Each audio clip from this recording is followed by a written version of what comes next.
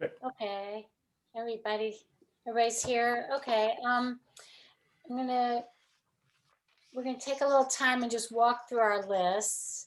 Hopefully just to give you confidence, that you know so much, because you do.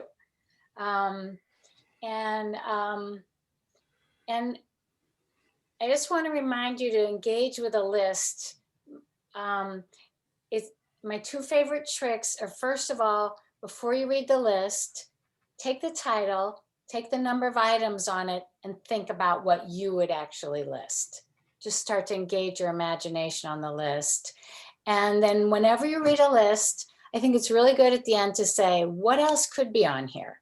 Can you think of anything else? Just stretch the list at the end. And this is how these lists get more alive. So as we go through these, I want to ask you to volunteer, like at each list, to say something that this list made you realize. Okay, it could be very, very profound, or it could be some weird detail like, wow, I never would have thought of that, going with that.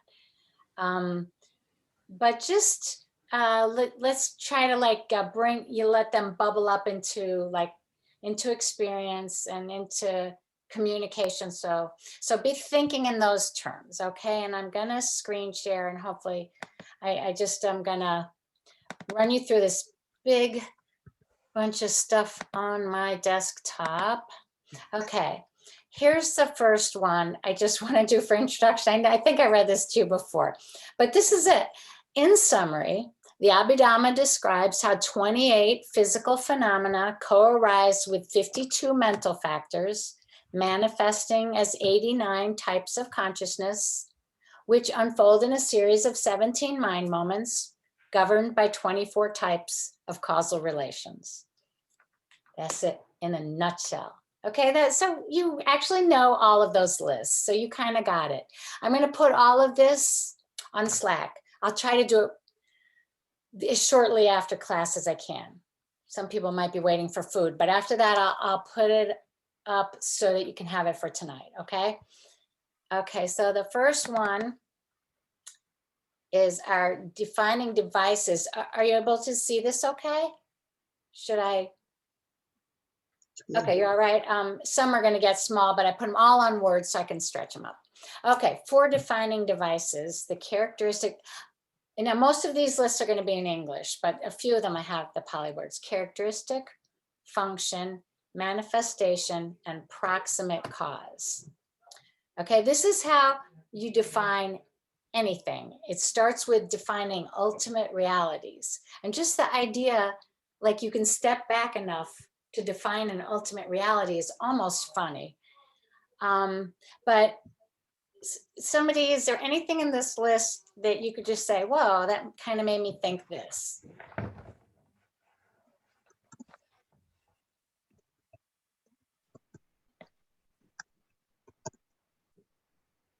Are these the 4 devices that accompany each cheetah, or am I thinking of something else? They could accompany each cheetah, but they're not usually used for each one. These defining devices are used more like for the category of cheetah.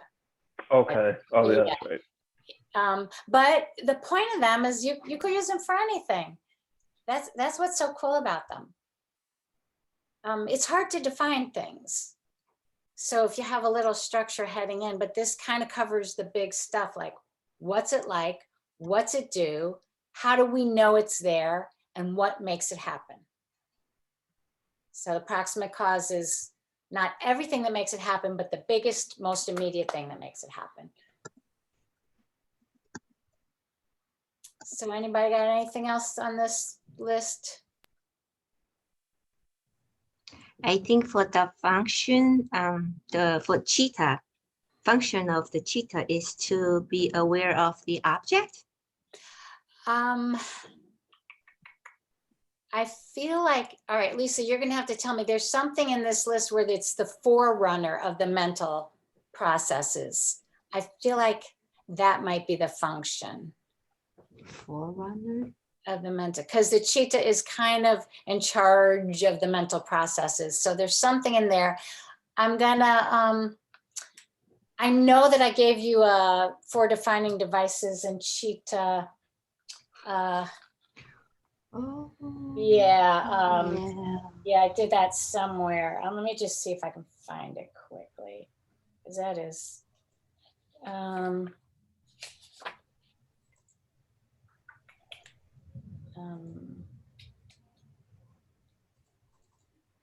Okay. Okay, 4 defining devices. Nope, you got it. I'm wrong. Characteristic is to be the forerunner of the mental factors. It's no characters. All right. Characteristic is knowing of an object. Function is to be the forerunner of the mental factors.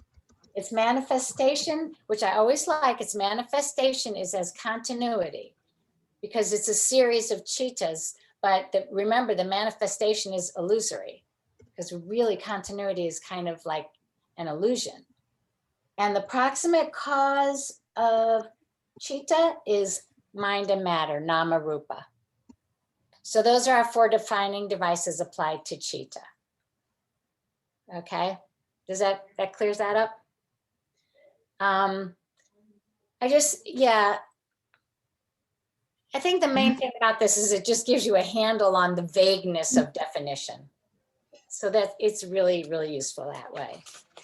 And can you run through again what the definition? What you said the 4 defining devices are used. What is it like? What does it do? And then I missed the rest of them. Okay, what is it like? What does it do? How does it show up in experience? And what is the immediate principal condition upon which it depends? Yeah, so I like that. Just, okay, it structures us up. Okay, let's rock on to the next list. What was that one? Okay, we're not going to do like the breaking down those cheetah and the little things, but these are the spheres of cheetah. Can you still see okay? Mm. Okay, shout out when I need to blow it up. Okay, so these are our 4 spheres of cheetah. Now, remembering that a cheetah is named after the sphere where it typically appears, but that doesn't mean it has to be there. And it doesn't mean the cheetah is the sphere. It just means this is the type of cheetah that usually you find there. Okay, so we have our sense sphere cheetahs, fine material sphere, immaterial sphere, and supramundane. Now the fine material sphere are the first 5 jhanas. You might think of them as 4 or 5 from the suttas, but 5 here.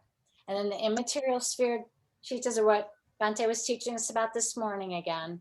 Those 4 very abstract, immaterial attainments of focus on very abstract objects. And then the supramundane cheetahs are cheetahs that directly realize nibbana, arahants type of consciousness.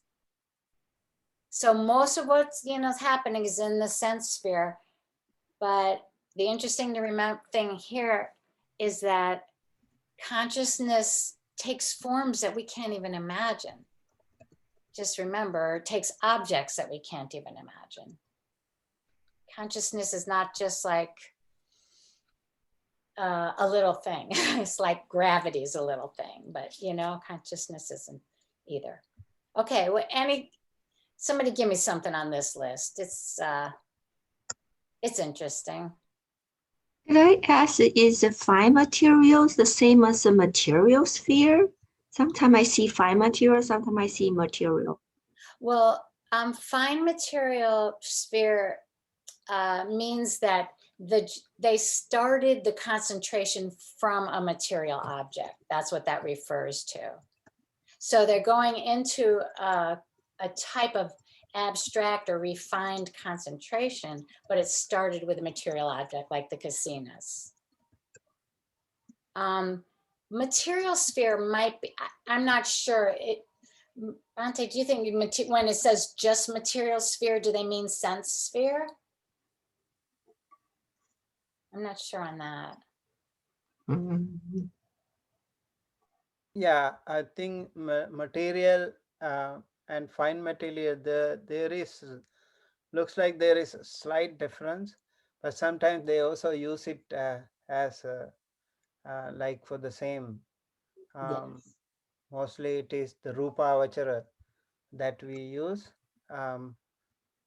Maybe I also want to um, um, make sure that fine, I mean, Rupavachara and fine material and material, do they look the same?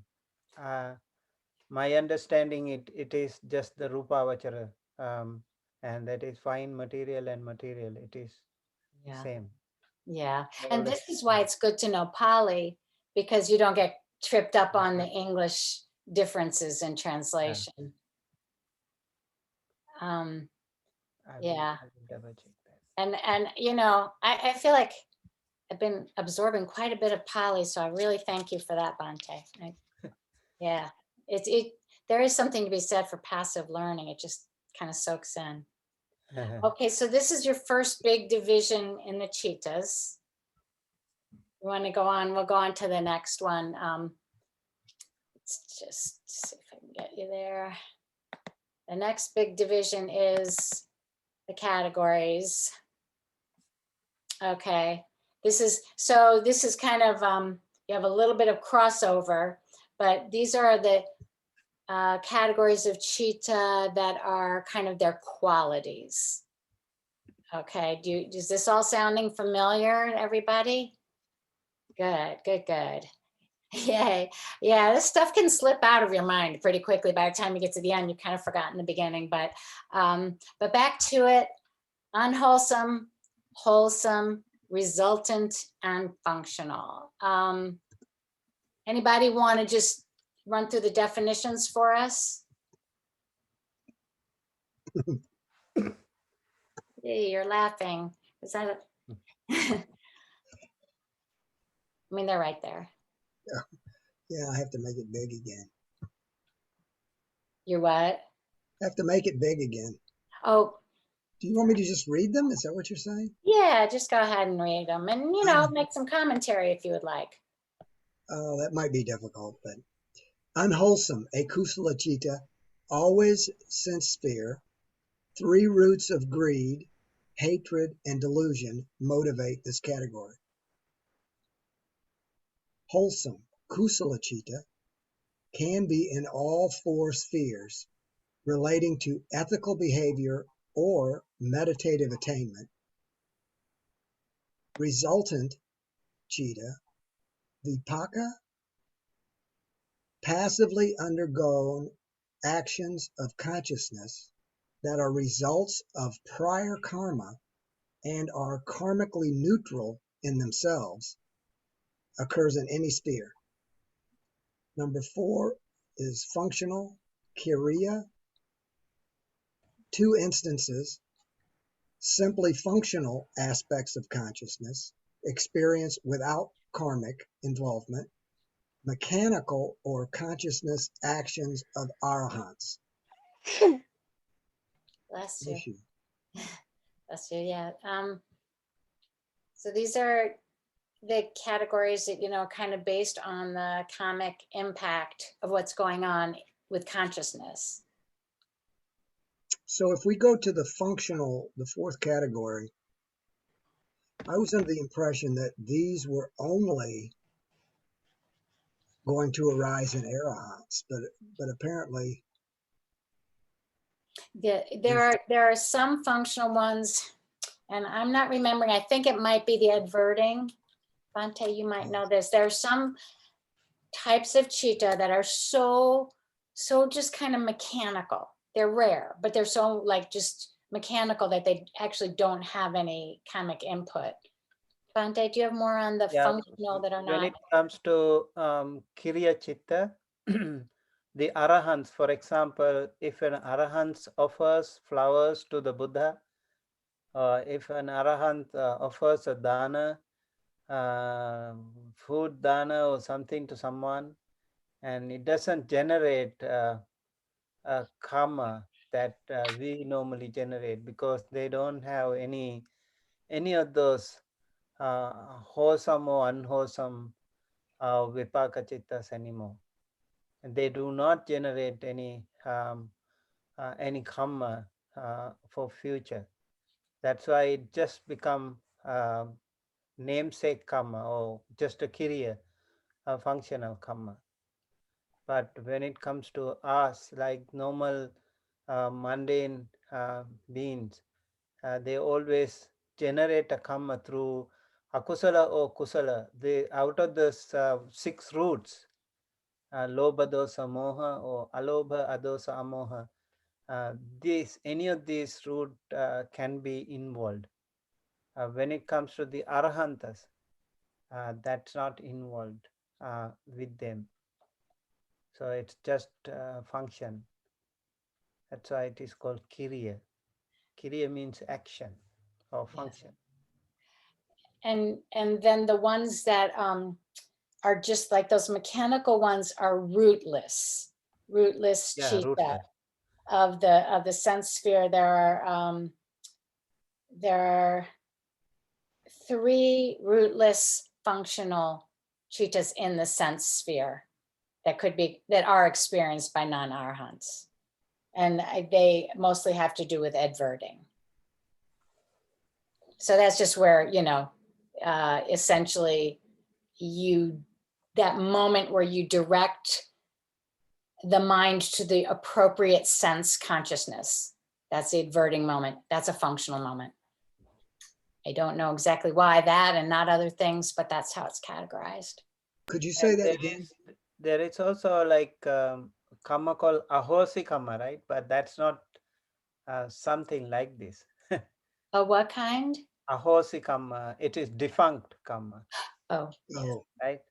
Yeah, right. defunct karma means, but it's something like this, because in the defunct karma, you also have already neutralized the effect of the karma. Yes. Yeah. So this That's one already kind of fused. I mean, no energy there. right. Just a karma. That's it. Just an action. Just a function. Right. Mostly it is just the function. Mhm. But the defunct karma already was there before. I mean, it was a karma with some energy, but not anymore after after it makes like have no option for vipaka. Right. So there are some karmas, what we call like even in this life, there are certain karmas that can be resultant. If it doesn't bring any result, that won't come up again. So that will become defunct karma. But it is not functional karma. It is not kiriya chitta. That Right. is different. Right. This is basically about chitta. Right. Right. That's interesting. Lee, did you have a leftover defunct question? I think on the functional cheetah, I'm still a little bit confused because it says there's 2 instances, and I know one category would be only arahats, but is there any way that we as mundane beings can have any kind of functional cheetah? Yes, and this is just a categorical thing, but if you go back to your list of 121 types of cheetah, numbers 28, 29, and 30 are rootless functional cheetahs. And they are experienced by all people. And I believe they just have to do with adverting. Okay. Yeah. So they're a tiny little cog in the process that is just called functional. It has no karmic impact. Got it. So that, kind of up to then you're getting some resultant karma. Well, no, forget that. That's actually the wrong point there. Okay. Yeah. Okay, so these are our basic ways that those 121 types of Cheetah are broken up. And then there's one other division that happens a lot. And this is that kind of tree of the 8. This shows up a few times in the 121 where there are, in this example, unwholesome Cheetah is broken up in terms of 3 yes or no questions, which yields 8 types. The thing that I think is interesting here is just the sequencing of the questions. So the first thing is that with joy or neutral feeling. Are you seeing this okay? And you're not getting seasick from me bouncing around? Okay. And then each of those is broken up into with wrong view or dissociated from wrong view. That's not the same as with right view, but it's with wrong view or not with wrong view. Okay, so both of those are broken up like that. Then you've got, I guess this is sort of like sports things when they have, tournaments, and then that gets broken up into 8 because each of those is prompted or unprompted. So I think the thing that's interesting here is that, the first category is feeling, the second is view, and the third has to do with intention to me. Because prompted and unprompted sort of says how much of that intention is really habitual or internal and how much of it is a little bit driven, like premeditated or not. So this layout you'll see a bunch of times if you remember in your 121. Does that still sound familiar to everyone? Okay, are there any thoughts? Okay, let's just stop here. That's our main, these are our main ways that we break up Cheetah. I don't think, you're definitely not going to need all of this, and you're definitely not going to need to go further than this, but do you feel comfortable about how Cheetah are just considered and looked at? Is there anything that comes up here?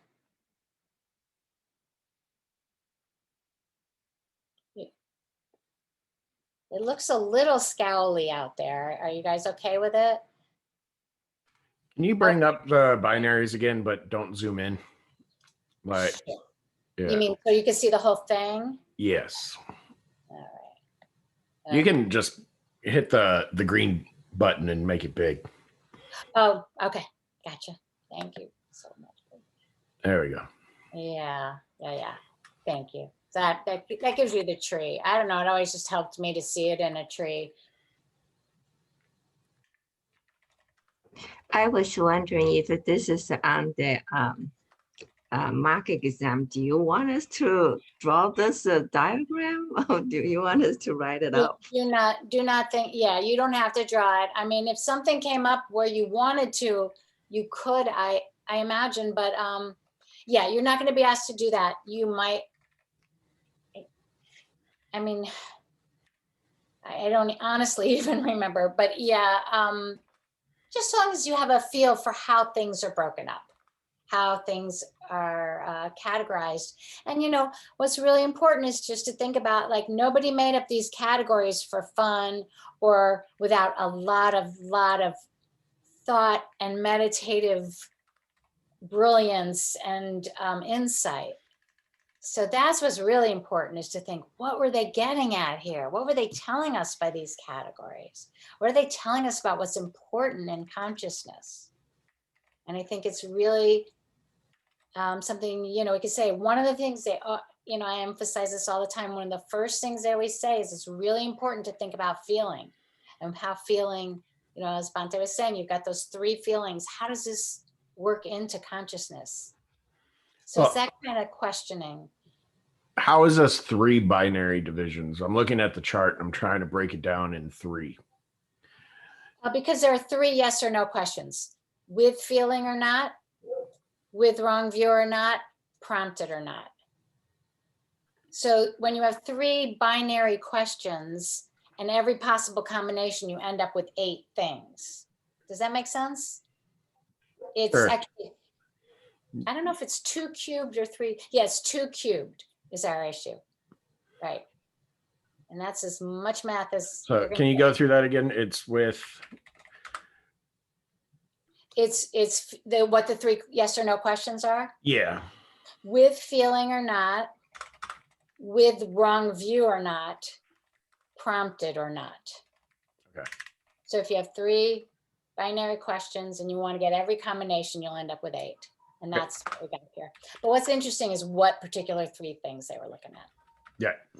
Okay. And these all lead to unwholesome cheetah? No, that's the example I've given you. But Oh, okay. this is a breakdown of unwholesome cheetah. This is also a breakdown of some wholesome resultant cheetahs. This breakdown is used a lot. Okay. You'll see it if you wanna on page where you might best get this would be on this comprehensive manual, page 28. It's the overall of the cheetah, but there's a bunch of places where it says there's 8 cheetah in this category. This is what's happening for those 8. You know, there's 8 sense sphere wholesome, there's 8 sense sphere resultants, there's 8 sense sphere functional, which, yeah, gets confusing there. We didn't talk about that. What's the page number again? 28. Thank you. It's amazing, like, you know, how quickly this gets confusing. You know, seems so like just this, and this, but it's always more. Yeah. Okay, so yeah, I realize those 8 functional I just came to were something else, so don't worry about them. Okay, all right, ready to rock? Okay, we're gonna go on to our 17 steps, which I think you've all done a really good job with. Okay, Can I ask a question? please, yeah, thanks. What it says 4 spheres, 4 qualities, and 3 binaries. What are the 4 qualities? Those were our wholesome, unwholesome, functional, and resultant. Okay. And the first thing on the list is something about 2 other schools of early Buddhism. Yeah. Is that in reference to 2 schools that have complete Abhidhammas that exist today, or are you talking about other schools at the councils? I was I'm not thinking what sure. Bhante had taught there, Sherry. So I don't know if Bhante, you know, early on he described some of the branches of Buddhism in the very early Abhidhamma period. So I didn't work with that one because I don't know about that, and that's in his domain. So maybe Bhante could fill in for us there a little bit, just of a review of the early schools in Abhidhamma.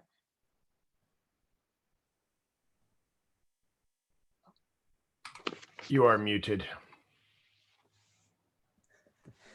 Abhidhamma started with the Theravada tradition, it says, like even in the second week or the 4th week after the Enlightenment, Buddha was practicing in a golden kind of palace, created imaginary palace, and it is said he was reflecting on Abhidhamma, and his body aura started getting more visible after reflecting the Abhidhamma, it is said.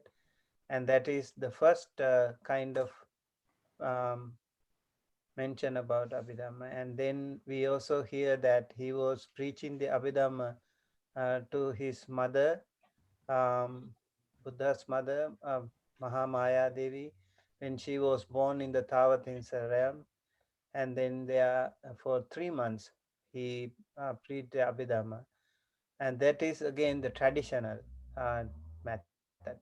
And then we also hear in the first Buddhist council only Sutta and Vinaya. There is no Abhidhamma as a special category. And in the third Buddhist council, we hear Venerable Moggaliputta Tissa. He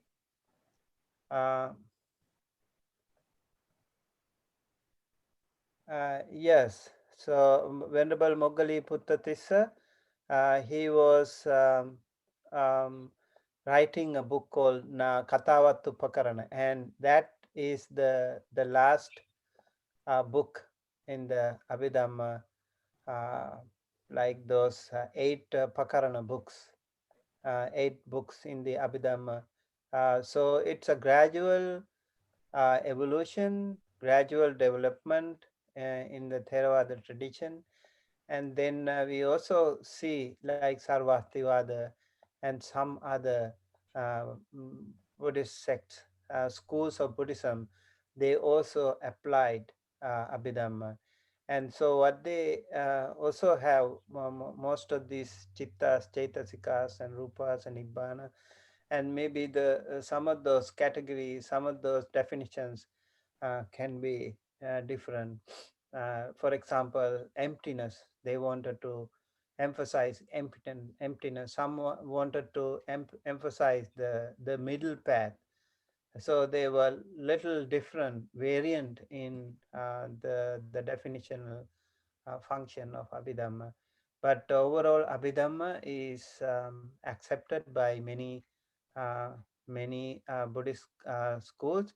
Still, there were some Buddhist schools that they did not want to accept Abhidhamma as a teaching of the Buddha. So it's so there can be a question like, about this.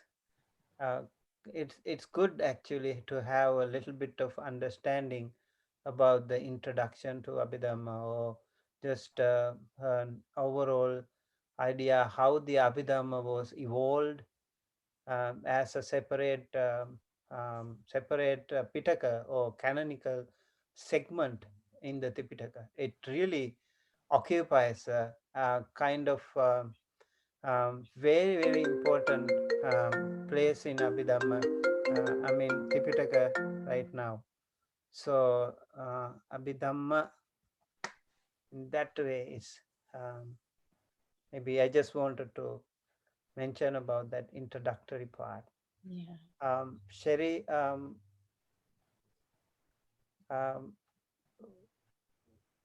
did you get the answer through that, or you want to? Yes, thank you. You want to know about the origin and development of the Abhidhamma? Yeah. And okay, thank you. Yeah. Yeah.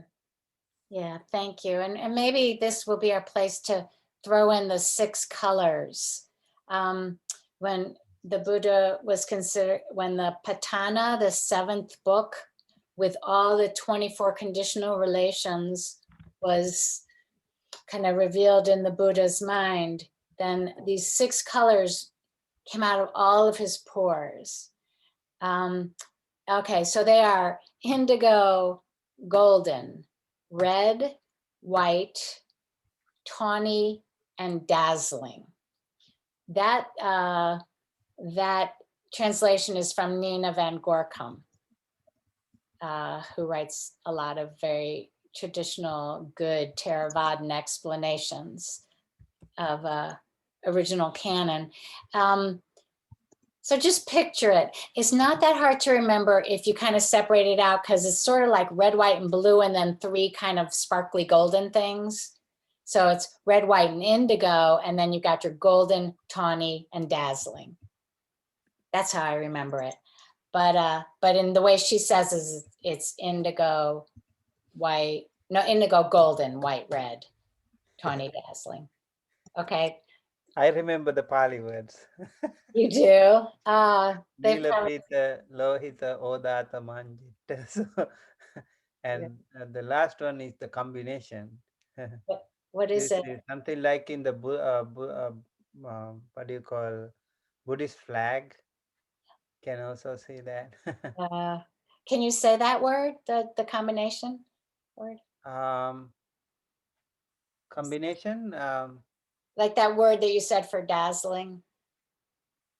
Nila, Pita, Lohita, Odata, Manjita. Sounds cool. I just like to hear that. Yeah. So Beth, do you have that in writing though? Yeah, I can write. I mean, in English part 2. Sure. Thank you. Yeah.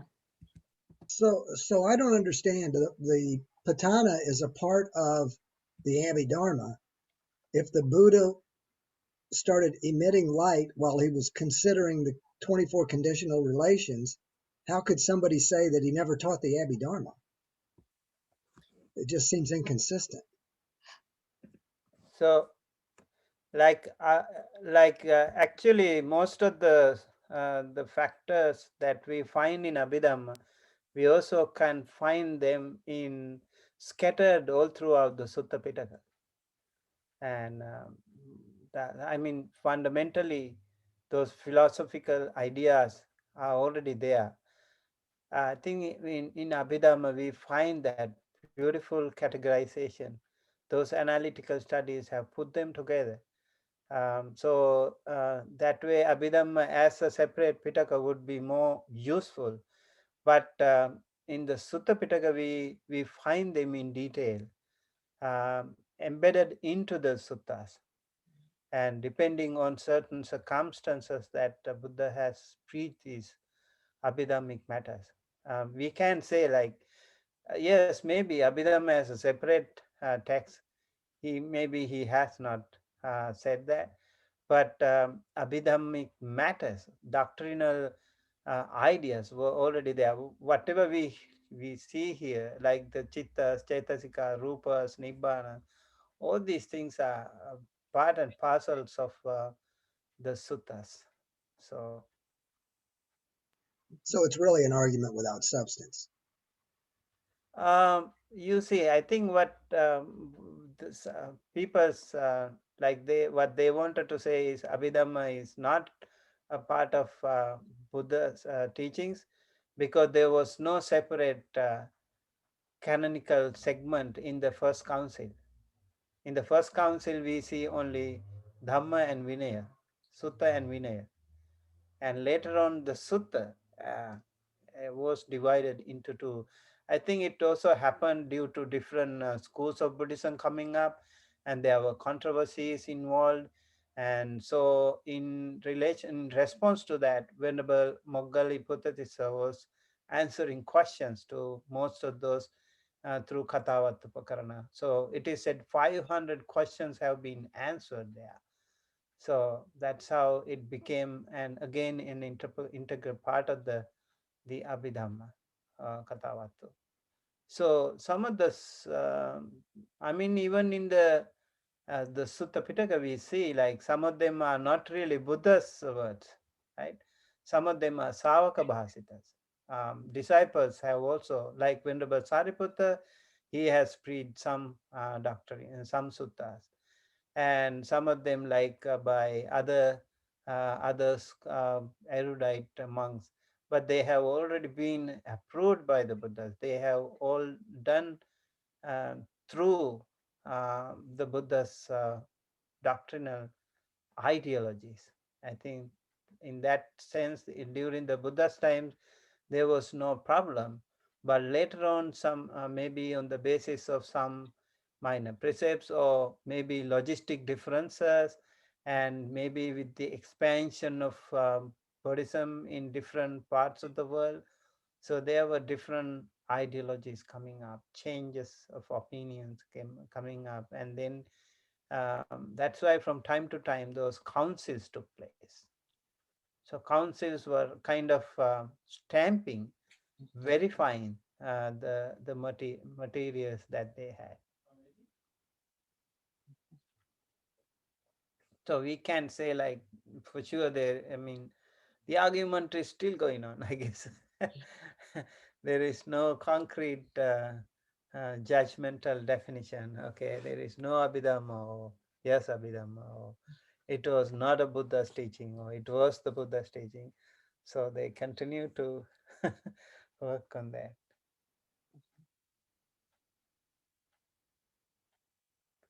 It's really, I think the history of it's really interesting.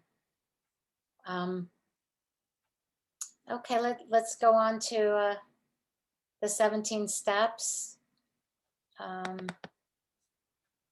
Give you a screen share on this. I just did this listing, but don't worry about the neuropsych side. But Jeff, you were mentioning this earlier today, you know, that you got the list, but like, what is it? So do you want to tell us about the Bhavanga? Do you remember what you looked up, Jeff? Abhidhamma is one of those things I keep forgetting actually how to define. So I'm not a good resource on this question. Oh, well, you're probably forgetting because it's such a it's a strange and very like it's a negative space kind of consciousness. Does anybody else want to say about Bhavanga? Is the Bhavanga just a consciousness? It It's is, a different type of a consciousness. yes, it is a different type of consciousness when no active consciousness is occurring at all. So it is when like deep, deep sleep without dreaming. It is there's a little milli instant of Bhavanga between Cheetah. The Bhavanga is inert consciousness. That's probably why it's hard for you to remember it, Jeff, because it's like it's such a latent consciousness. Is there anything else you want to say there, Bhante? It's a very important term in terms of rebirth and its functions that way. Yeah, so like some people also think like the sleep, for example, and sometimes in jhanic stages, for example, and also like in between the two births, maybe some people think there's kind of bhavanga, or they also call it antara bhava. So yeah, it's interesting, but it's again indispensable condition of existence. Right, right. Yeah. Tell me if this is correct. I seem to remember it was either a teaching of Bhikkhu Bodhi or in the book that he describes Bhavanga consciousness as a continuously flowing river that is only interrupted when a cheetah drops in and disrupts the flow. Is that a good analogy? Or did I make that up? I don't remember. Commenting on that analogy gets into a big thing, but I think it has a continuity because the Bhavanga has the same quality throughout a lifetime. And by quality, I mean Chaitasikas are with it and stuff. And you know what type of cheetah it is. So it provides a kind of continuity. But I think, well, maybe river's a good analogy because a river isn't, you know, the point is that it's not one continuous thing, it's a series of things. But so's a river. So I think actually that is good. So I just dumped like half a book in the chat room. I didn't realize there was that much text when I copy and pasted it, but this is the best definition I found. But Bhavanga arises, Bhavanga cheetahs is what they call it, but arise and pass every moment during life whenever there is no active cognitive process taking place. This type of consciousness is most evident during deep dreamless sleeps, but it also occurs momentarily during waking life, countless times between occasions of active cognition. That is very helpful. So it is, I don't want you to think of it like a substrate, like it's something sitting there waiting, but it is a quality that keeps recurring. If that is not too confusing. So like even in the dream, you get this continuous flow of chittas, right? right, right. So, Yeah, dreams are a whole nother thing. I was hoping we could ask you about dreams when we do our Q&A later. But yeah, dreams are active, Cheetah, I think, but you know, in deep dreamless sleep. I've heard people say also in a coma, certain maybe that would be another example of a non-active consciousness, a passive consciousness. So these Cheetah are, they're going along the Bhavanga stream, and the stream is there. That's the term used. And then an object gets close enough to interrupt this passivity. So the first step of interruption is that there is this past Bhavanga sitting there, and then there's a Bhavanga that kind of vibrates a little bit. And then there's the stop of Bhavanga and the arising of active consciousness. Okay, so that's your first few steps. Stream of Bhavanga, past Bhavanga, vibrational. And past Bhavanga is partly called that because some of the qualities of the Bhavanga come from past lives. That's why I think it's called that. So then vibrates, and then that stops and active consciousness comes in. And then you have your 5-door adverting, which is simply like the correct part of the sensory or mental organism arises to meet the correct object. You're not going to have a sound wave that your visual cortex is going to try to see. It's going to go to the auditory cortex. So the way I was kind of thinking of this today, the 5-door adverting is kind of like, it brings up the correct consciousness. Now, in this case, it's the I consciousness, because this is just an I example, a visual example. The I consciousness arising is like when you get a text that Amazon's delivered a package and gives you a picture of the package on your door. It's like that. And then receiving is sort of like you open your door and there's the actual package. And then investigating might be sort of like you actually pick it up and you look and you think, what did I order? I forgot, you turn it around. And then determining might be like you open the package and see what it actually is. And then you have your Jhavana series where you're like dealing with the package. And in this determining in Jhavana, you kind of have the turn of karma. That's really what's important here. Up till then, you're like, what is this? Amazon, but you did order it. So your karma's involved, but it's at the determining in Jhavana where you start reacting and creating karma. And that's where you're like saying, oh, another book, I have too many to read. Or you're saying, yay, I want to read this tonight. You're reacting. And that Jhavana series is 7 identical types of Cheetah, just like running over your reaction to that object. Okay, and it's not like things are developing in the Jhavana series, they're just building. They're not changing, they're building. Okay, then you have your registration 2 mind moments where you kind of, oh, that's it. You maybe make a little feeling of a conclusion and hold on to what you have done so far in this series of Cheetahs. And then theoretically, you return to the stream of Bhavanga and active cognition pauses, maybe for a long time, maybe for the tiniest time. Okay, let's talk about the 17 steps. What do we've probably rolled over them 17 times now. Questions, or Bhante, do you want to say any more about how they work? How they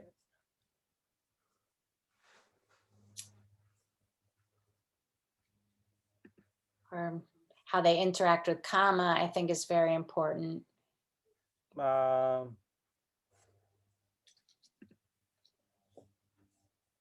Which one? I don't know, where do people have questions? I have a question on the Jhavana. 7 identical ones. One thing, let's say if I see a package, Amazon package, okay, after the determining consciousness, it tells me what's inside the package. Then what is there that I need to run 7 identical moments of Cheetah? What exactly is it doing during that 7 moments? To iterate, to emphasize again and again and again, so that it gets stronger and stronger imprinted on my mind? I think, well, it kind of has a peak of strongness and then it doesn't get stronger and stronger to the end. But I think iterate is good. And what was the other verb you used? It's like savoring, like how you taste something and you go, you're really, really savoring it. I think I've heard that comparison also. Because in reality, we don't do that for every single thing, do we? Or we did it, we didn't even know what we were doing. You do it with every complete perception. Now we have many fragmented perceptions where we don't have 7 jhavanas, but a complete perception, you do have like 7 little beats of like 7 pulses of kind of recognition of the object. You do in a full perception. So let's say if I see this is an apple, 7 pulses is just apple, apple, apple, apple, apple. Yeah. I Keep well, imprinting. So the way, this might be a little too technical for some people, but it's an example that works for me. But like when a spark plug fires in an engine, it doesn't just go once and then fires the engine. It goes a bunch of times. It fires 7 really fast times, or it fires hundreds of times. Or when you go to light your barbecue, or if you have a gas fireplace and you hit that igniter, it's fast. You know, if you look at it with the eye, you see it as one spark, but it fires so fast that you don't acknowledge that it's multiple things. Is that right? Yeah, I like that. I like that idea too. So these mental thoughts, they are like look similar, but the potential force is different, right? And also 7 moments of jhana, they arise in particular thought process. It is said like in the case of death, or when the Buddha performs that Yamaka Mahapatiharya, what we call psychic phenomenon. So that time only 5 thought moments arise. And in the supramundane jhana process, the path consciousness, that is Magga Chitta, arises only for 1 moment. So this jhana one is really an interesting one. There is in Dhammapada stanza, the self is evil done, by self is evil done, by self is evil one defiled, by self is no evil done, by self is one purified. So you can see the different circumstances, different tendencies and environment and conditions in our thoughts. So they can be different, intensity can be different, function can be different, but they look similar. Like I think many of us know about the video.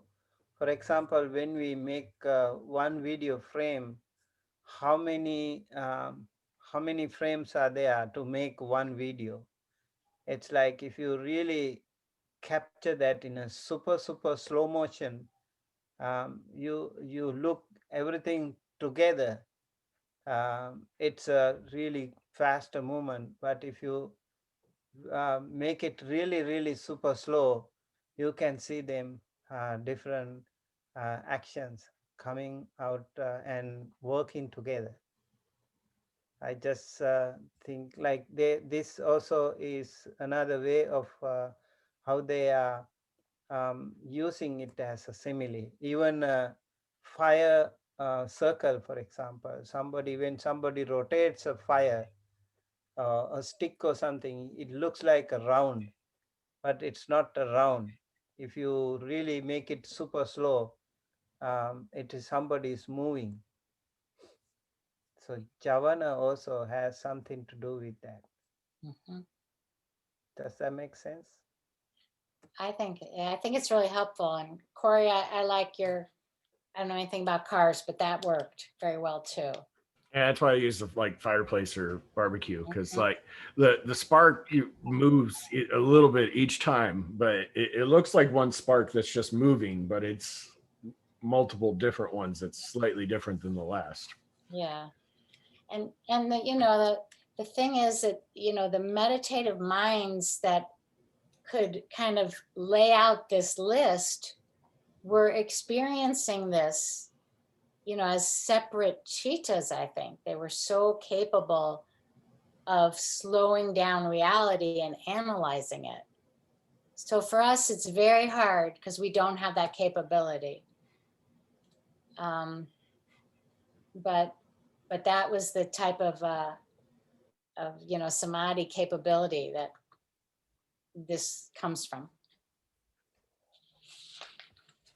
Okay, let's go on to maybe one more kind of page and then take a break. Are you all right with that? Yeah, can I ask a question before the break? Yeah. So there's 7 identical chittas for a complete perception, and then Right. there's registration. For an incomplete perception, then is there no registration? There's no Yeah.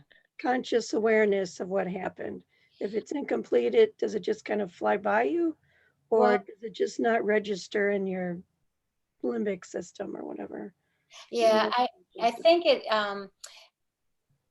it's not like, you lose the whole perception, but yes, you're right. Registration is 2 or nothing. And yeah, and many perceptions do not get registered.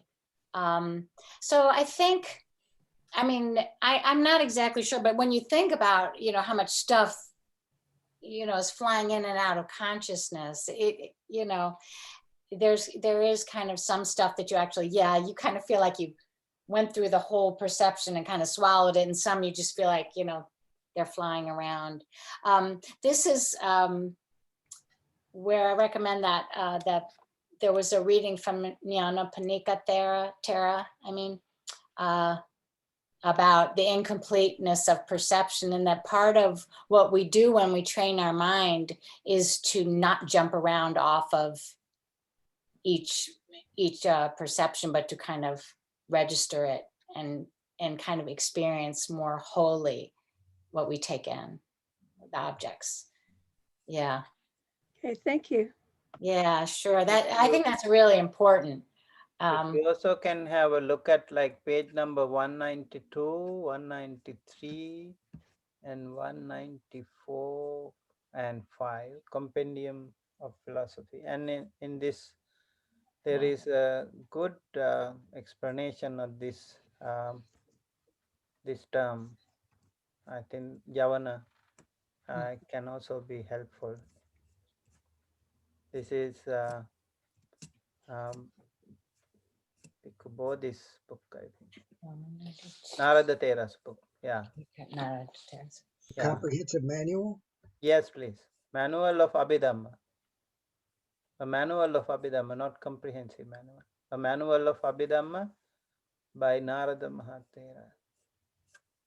Page number 195. Yes. 192, I think. Onward. Yeah, 192 onward. Okay. Should we do one more? Or do you need a break now? Fine.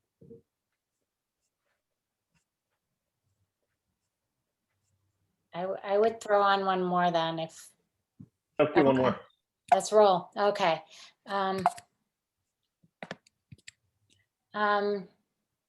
It's kind of a big one though, but yeah. Okay. This is our let me make it a little bigger, the 5, 12, and 18. 4, 5, 12, and 18. Okay, there for seeing it. Now remember, this is just different ways to break things up. And but it's really important, and you'll see these lists everywhere. You see them in the Lankavatara Sutra, you see it in Dogen, you see it in Shunryu Suzuki. I mean, these just come up so much. So I think this is an important page. So the first 4 are just ultimate realities, but just the big breakdowns. And then the aggregates are the conditioned reality, the 5 conditioned ways that we put together human experience and the sense that we are a human having experience. Then the 12 sense spaces are the kind of physical ways that we are built to be able to interact, to have consciousness interact with stuff. And then the elements is just breaking it down, rearranging it and breaking it down in a way with the receptor, the object, and the field. It's kind of a 3-way breakdown. The elements are the datu. And so the elements kind of incorporate the meeting within the field, and the field is a kind of consciousness. That's kind of the basic. What else can we say on this one? That what questions do you have, or what else do you think is important here? In my notes, I have that the mental object base, subtle matter, mental factors, and nibbana always exist, and that we experience subtle matter without realizing it. And are all 3 of these as an object? Yes. Yes, those are all mental objects, right? Whoa. Yeah. Yeah. I'm always curious about subtle matter. I don't know. Bhante, do you have anything more to say about subtle matter, that does not cause an actual sensory experience?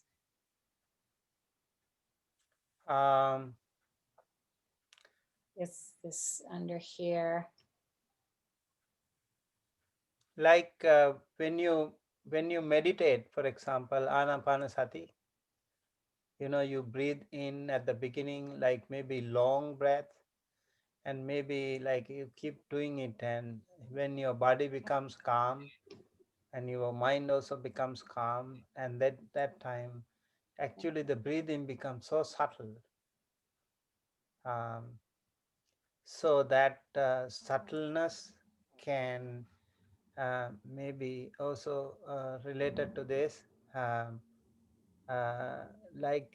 for example, in the Myanmar tradition, they say it is like a tube. The breathing is like a tube.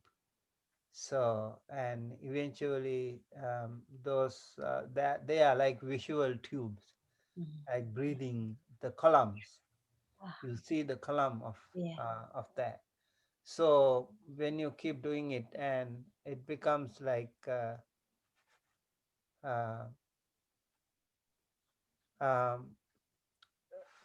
it becomes like another way, like your mind goes to the jhanic level, maybe that time the mind also becomes subtle, and maybe like in between the thoughts, the bhavanga can happen, I suppose, in jhanic level experiences.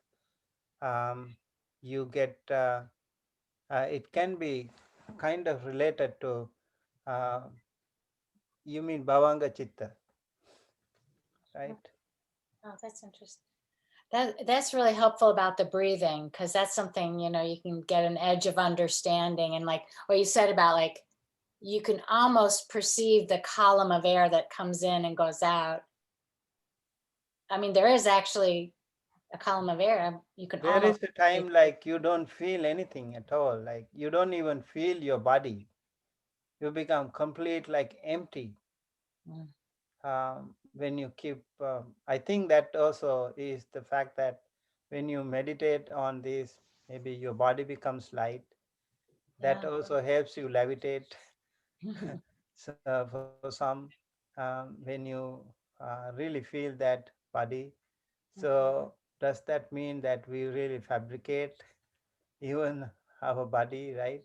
And when you feel like it is light, it really starts to levitate. Yeah. Maybe something to think of it. Yeah. Definitely.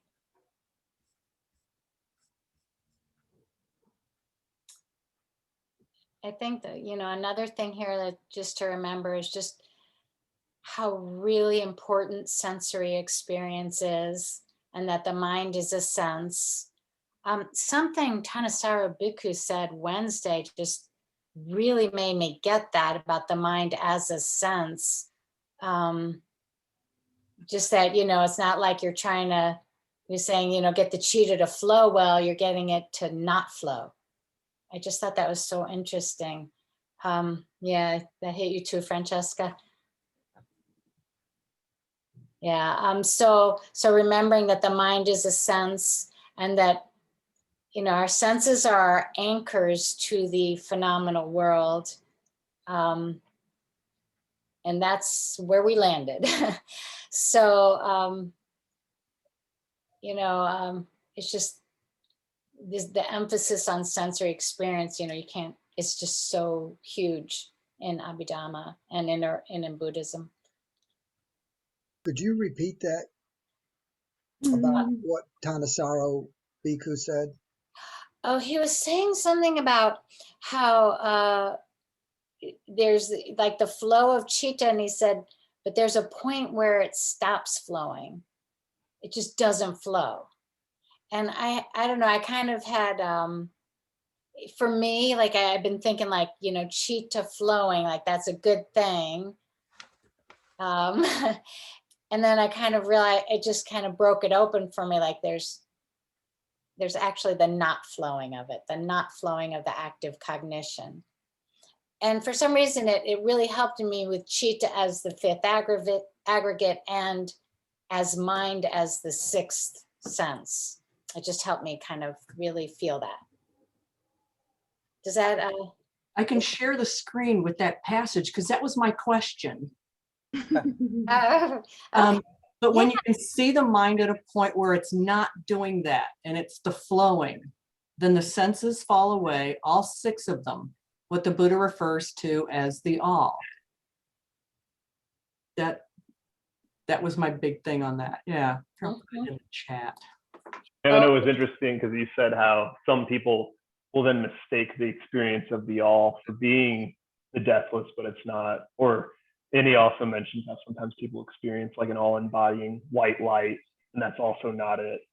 But it's a profound enough of an experience that it seems to be mistaken for it. Mm-hmm. Yeah. So that was the passage that you were asking him about on Wednesday, Francesca, that very one? Yes, it was from his article on the Dhamma eye. Yeah. And I couldn't, what is the mind at a point where it's not doing that? What's the that? That was my hang up. And he said, it's the flowing. Right. So, and then it made sense. Yeah. And I'm glad you asked that question, because his answer to it did kind of break open some of my awareness there. And it helps with this chart. It helps with the placement. Yeah, and it makes sense too that it would be almost like the stopping of flowing, because it's called consciousness without surface. Without what? Surface? Yeah, consciousness without surface. Like when you obtain the Dhamma eye, like that state that comes right after that is, I'm pretty sure those words are synonymous. Like it's attaining the Dhamma eye and then having this consciousness without surface. And he says, I don't remember if it's that when you have that, you're an arahant and it means you've achieved the deathless, or if you're like right there, but it basically means you're no longer defined But arahants can't be defined because we define ourselves as individuals by defining ourselves by our desires. And he called it the consciousness without surface. But it's interesting because they make sense together, because if it's stopping the flow of Cheetah, you're essentially saying you're stopping the flow of consciousness. So it's consciousness without surface, like almost no consciousness, but consciousness. And I guess it then makes sense because duality breaks down when you're getting that high. Yeah, Right. stream entry, Sherry. Yeah, that's Yes, yes. Well, we're remembering that all of this is conditional reality, except for that one little strip of nibbana on the top row. And he also said something about that helped with this, about any flow has some intent in it, some desire in it, some direction in it. Yeah, so I think that, what he is pointing out, how all of this, even the most purified anything on this chart, is conditional reality. It is active consciousness that is going somewhere, that has some amount of definition or direction that comes from our human state. It was very interesting. Yeah, but this is your basic ways to begin to break things down, to examine all the components of our conditioned reality. Oh, sure. Okay, so anything else here? And then you're all okay. Why don't we? You sound like we maybe should take a break, and why don't we come back in 10 minutes and look at some more things? Okay, giving Bhante a minute here. He was looking up some things, I think.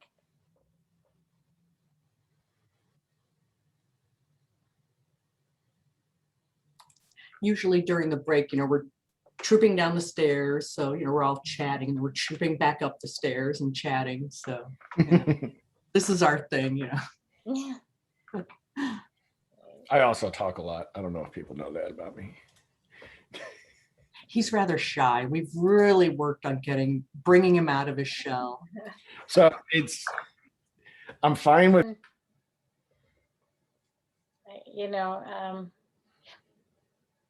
I think I'll be okay.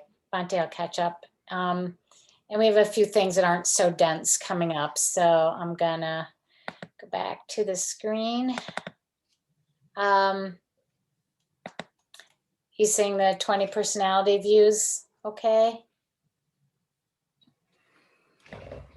And you all caught Thanissaro Bhikkhu on this, right? He rattled these off on Wednesday, but these are applied to the 5 khandhas, and there are ways that we cling to a doctrine of self. I thought it was very interesting how he also gave us the difference between conceit and holding to conceit and holding to a doctrine of the self. So a doctrine of the self is myself is this or that, and then the conceit is just I am, not I am this or that, but just I am.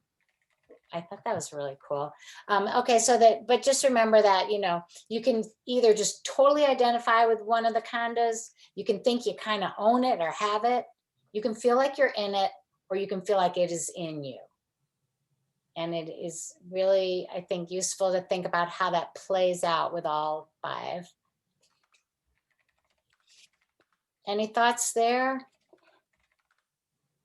This is one of the more psychologically useful translations, I think.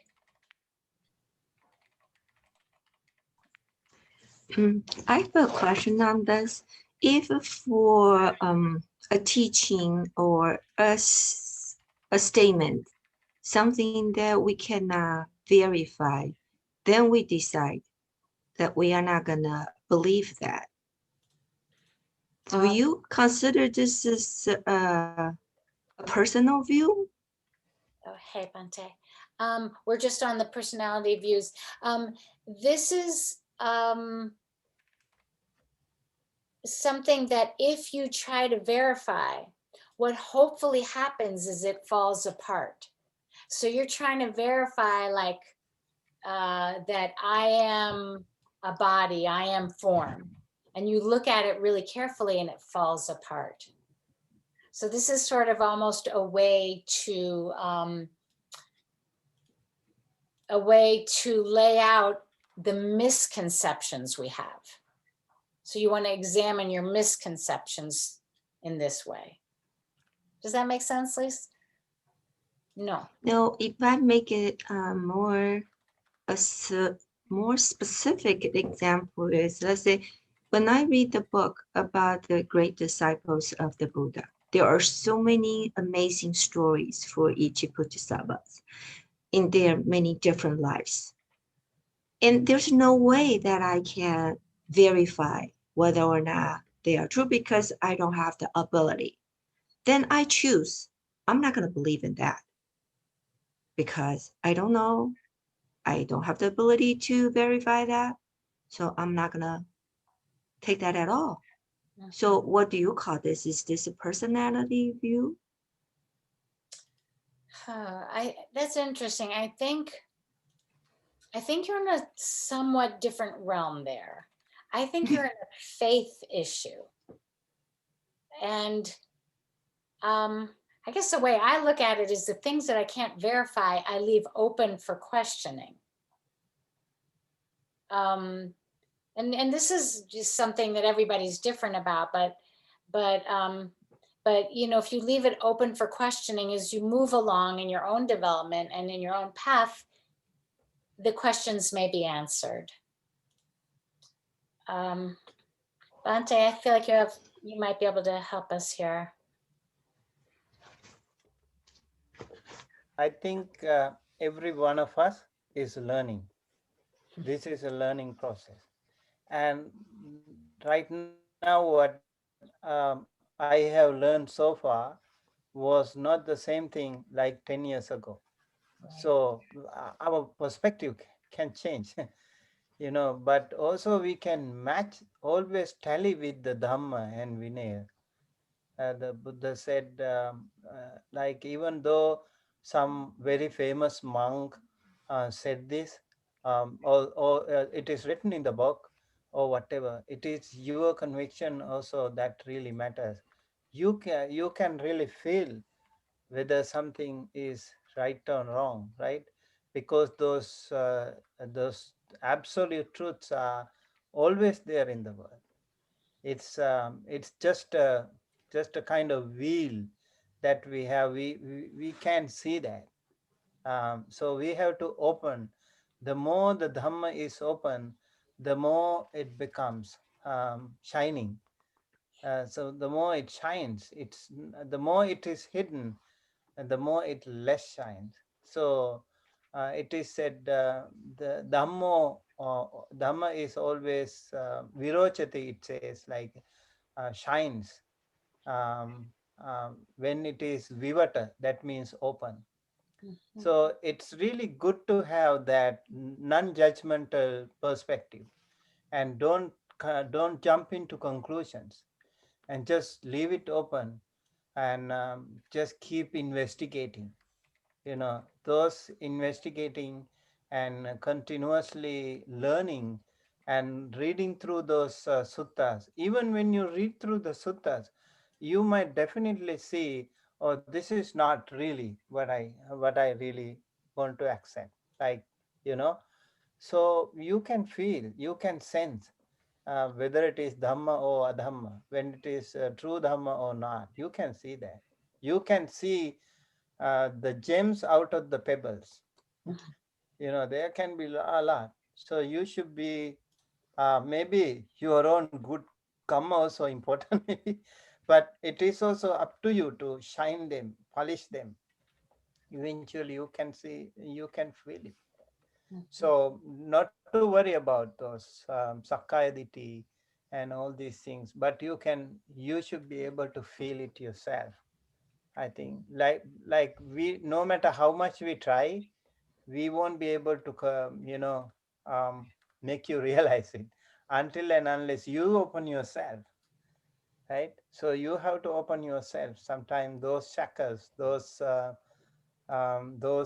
shells that you are in, you have to break them open.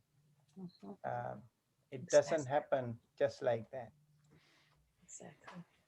So my question is nothing to do with the personality view. It's a matter of a faith and the attitude.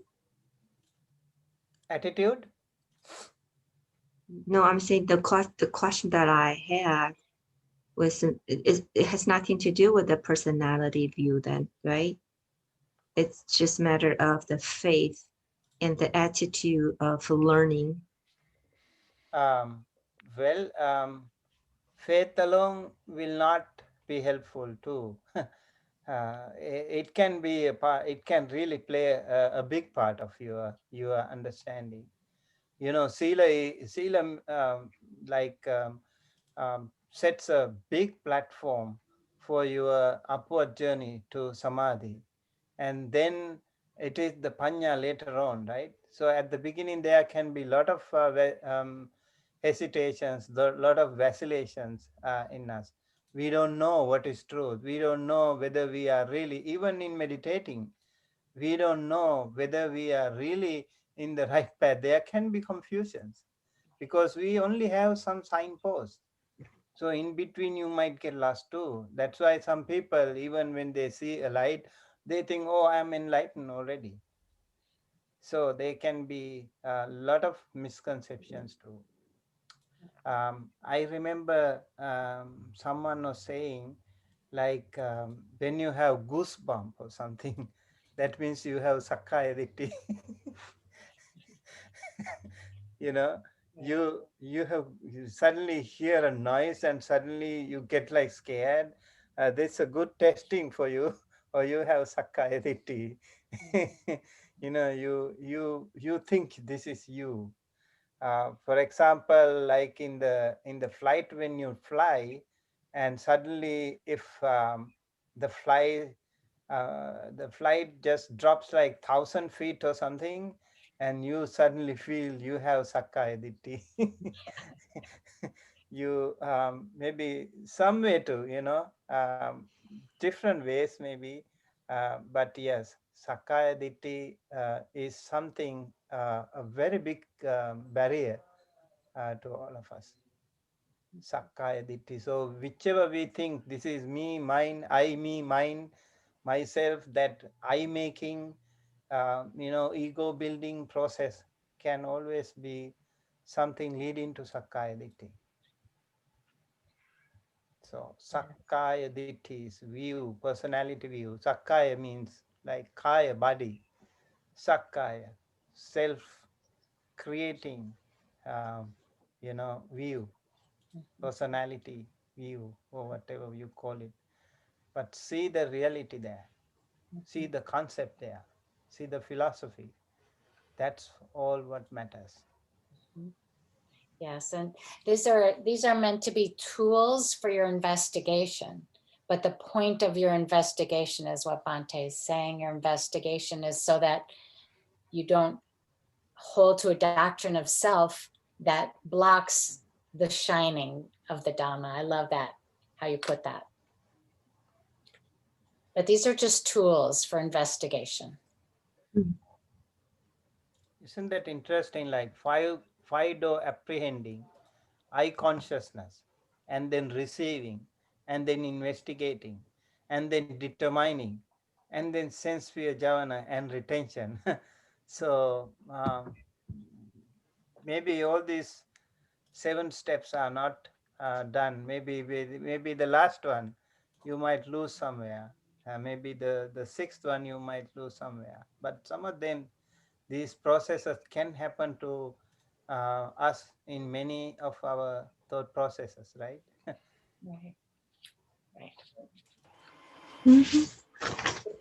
So you feel okay with that to work with? Good.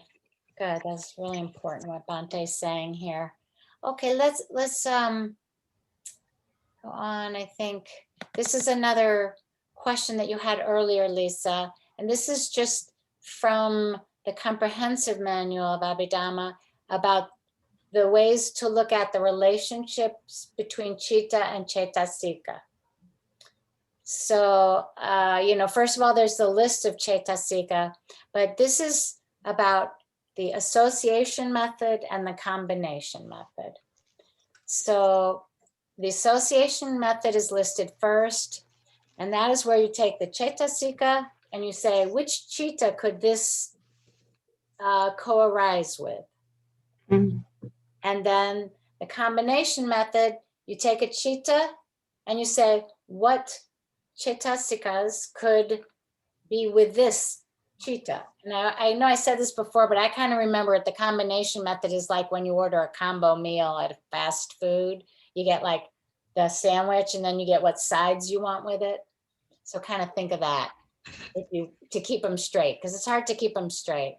But so those are just the two different ways that the Abhidhamma analyzes this relationship. But remember, there are 4 factors about why Chitta and Cetasika are together. They arise together, they cease together, they have the same object, and they have the same base. And that's how much of a real constellation the Chitta and Cetasika are. So does that cover your question from this morning? Yeah, Yes. those 4 things like ekuppada nirodhacha ekalambana vattuka. Like eka upada, you rise together. Nirodha, you cease together. Ekalambana, you hang on to something together and kind of exist together. And vattuka means eka vattu, like object together. These are the functions of Chitta and Cetasika.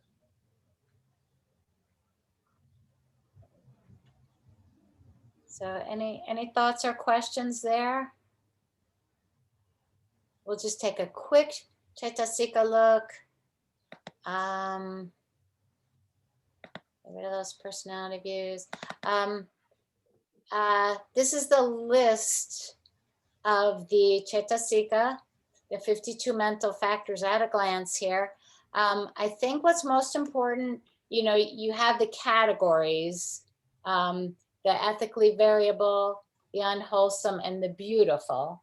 The word beautiful is used here instead of wholesome, because it's a little broader. And it's very interesting. Then you have your universals. The beautiful universals are in every beautiful Chitta moment. And you have your unwholesome universals. I think it's interesting that there are so many more on the beautiful universals. Like it's so much more complicated to have a good moment or something. I don't know. But the other thing that's really important here, I think, is your 7 universals, that these 7 here are in absolutely every moment of active consciousness. These are the ingredients of active consciousness, or the facets of the gem of active consciousness. So you have contact, feeling, perception, volition, one-pointedness, life faculty or energy, and attention. In every single teensy moment of consciousness that's active. So those are your givens, they're always there.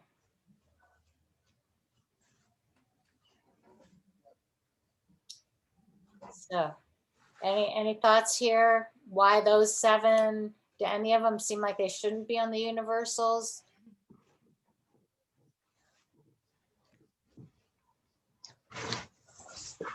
I'm guessing the one-pointedness, is that ekagata? Is that different from the one-pointedness that would arise in the jhana state, since it associates with every single conscious phenomenon? Yes, it's considered the germ of that quality, but it is not the same as it. Oh, so maybe it's like the individual mental objects degree of focusing. Almost. Yes, yeah, kind of the pull of the object, the way it pulls consciousness together. But it is that's the word I think that's in the book. It's the germ of a very developed meditative capacity. Yeah. Consciousness is complicated, a moment, an action of consciousness. But you have the meeting and you always have that, you know, affective push-pull.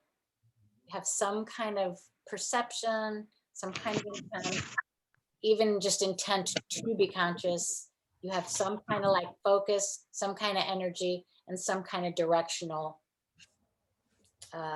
force of the consciousness action. But it's wild to think of all those pieces of it. I mean, this is just one of those, how do they break something down so much? But those are important.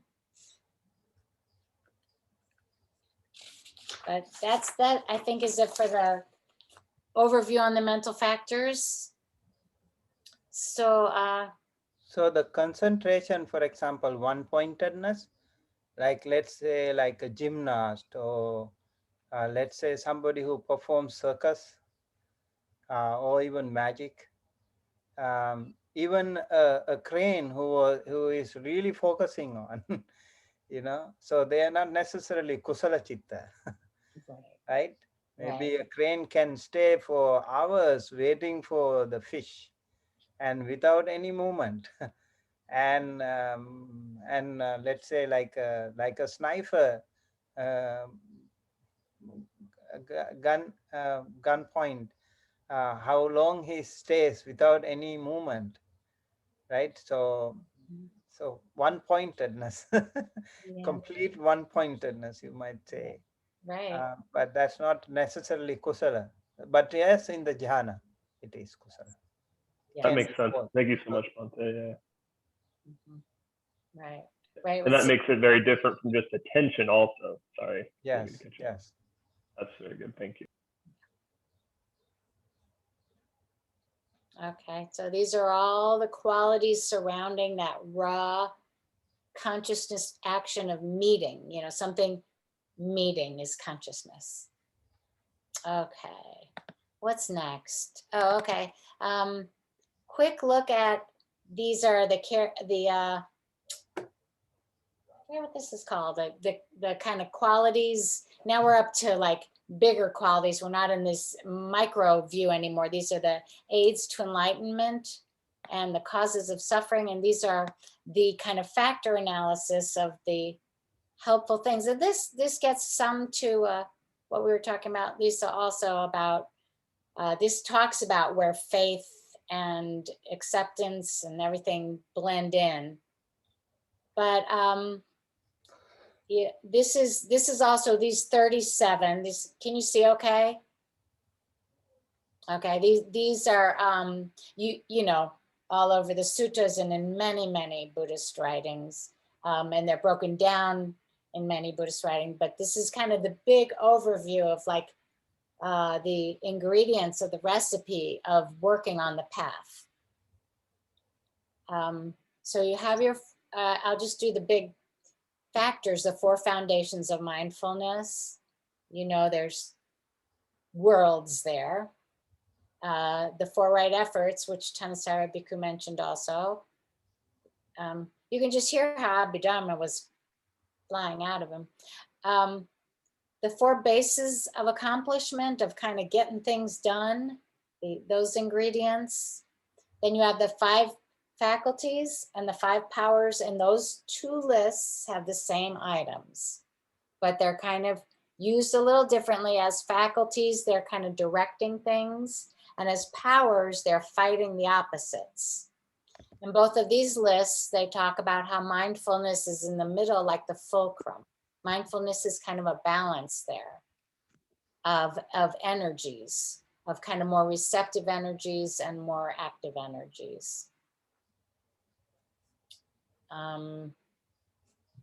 So you have those, and then kind of your 7 factors of enlightenment. It kind of branches out: mindfulness, investigation of states, like that energy, zest, which that translation is from the word piti, tranquility, concentration, and equanimity.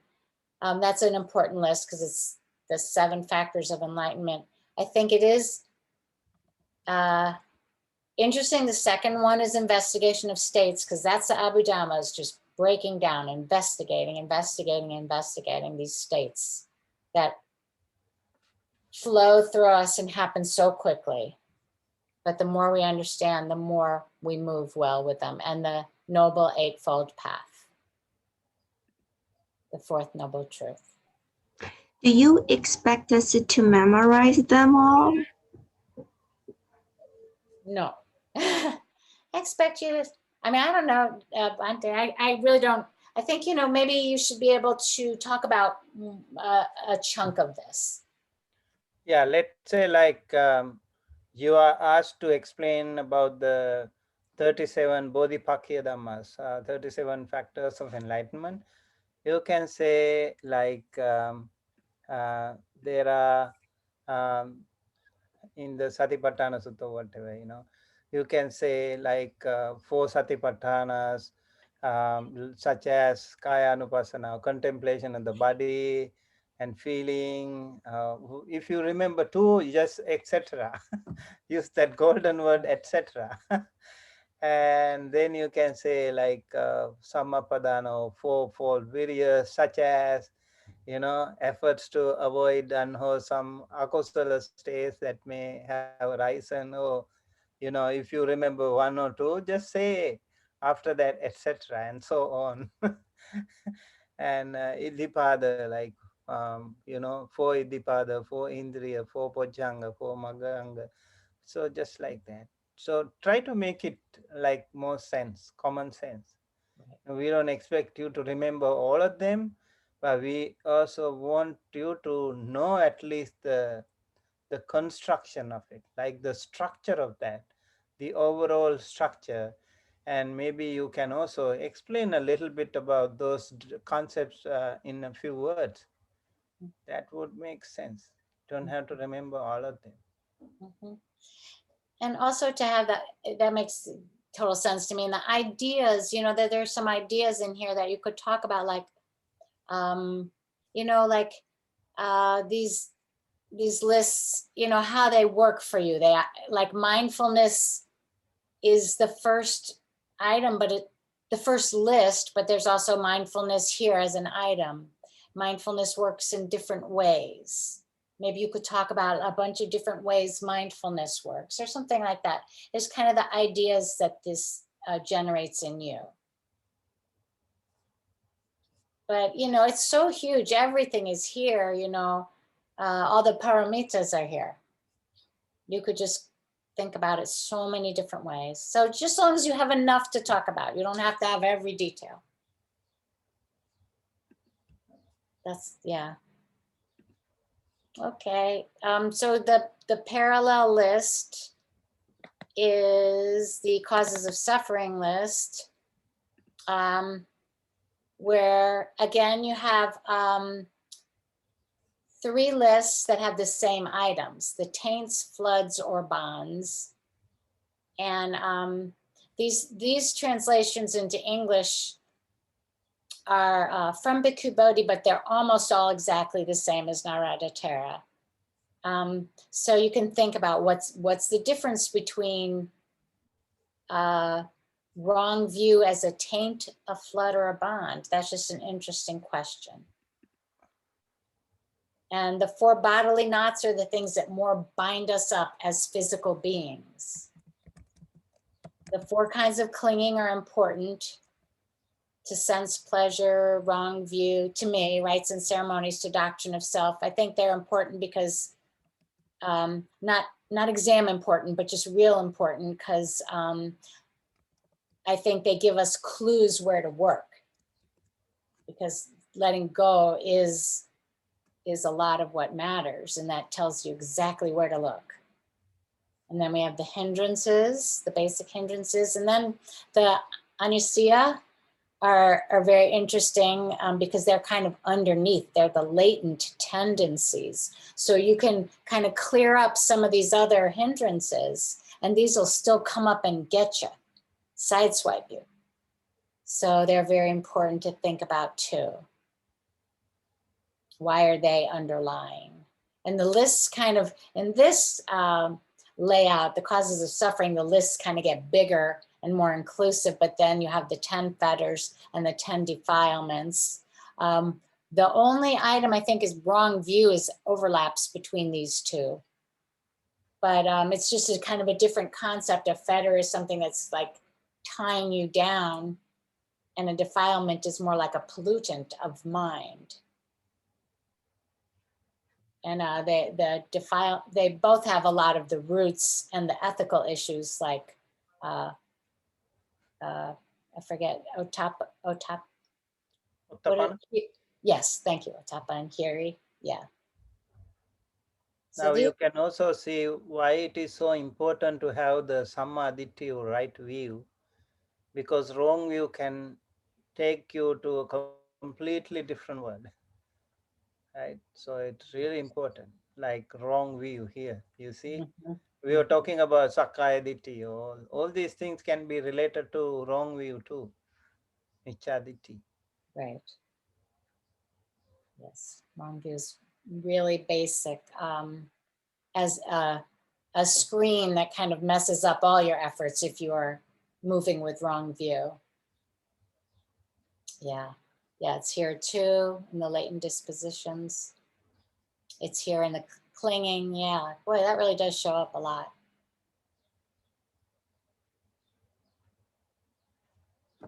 So anything here? This is kind of, Abhidhamma in a nutshell, but if you have a feel for this, you really, really have a feel for the material.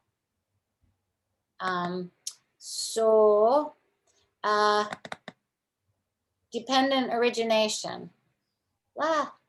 We're really lost on that circle. All right. Try to make it a little bigger. Yeah, so this is the 12 links of dependent origination. You okay for visually seeing that? Okay. So I put arrows going both ways because, one is the condition for the next. Removing one is the way to remove the prior. So the arrows will go one way, and easiest to start here with ignorance, leading to karmic formations, leading to consciousness, leading to mentality, materiality, nama rupa. I like that translation. It's not body, mind, it's mentality, materiality. They are forces, they're phenomena. And that this is a very big piece here between consciousness, mentality, and materiality. That's very big, and that interaction is big in determining what kind of life you have and what kind of experience you have in the moment, both. It leads to the 6 sense spaces. Once you have the sense spaces, you're making contact with the world. Once you're making contact, you're having feelings. Once you're having feelings, you're having desires and directional wishes. Once you're having directional wishes, you're starting to cling. That's bringing about more existence, bringing about birth, bringing about old age and death, bringing about ignorance again. So I'm being very, very cursory, but we've gone over it, and you've all, I know, studied this in many other contexts. So I know that you have a good feel for it.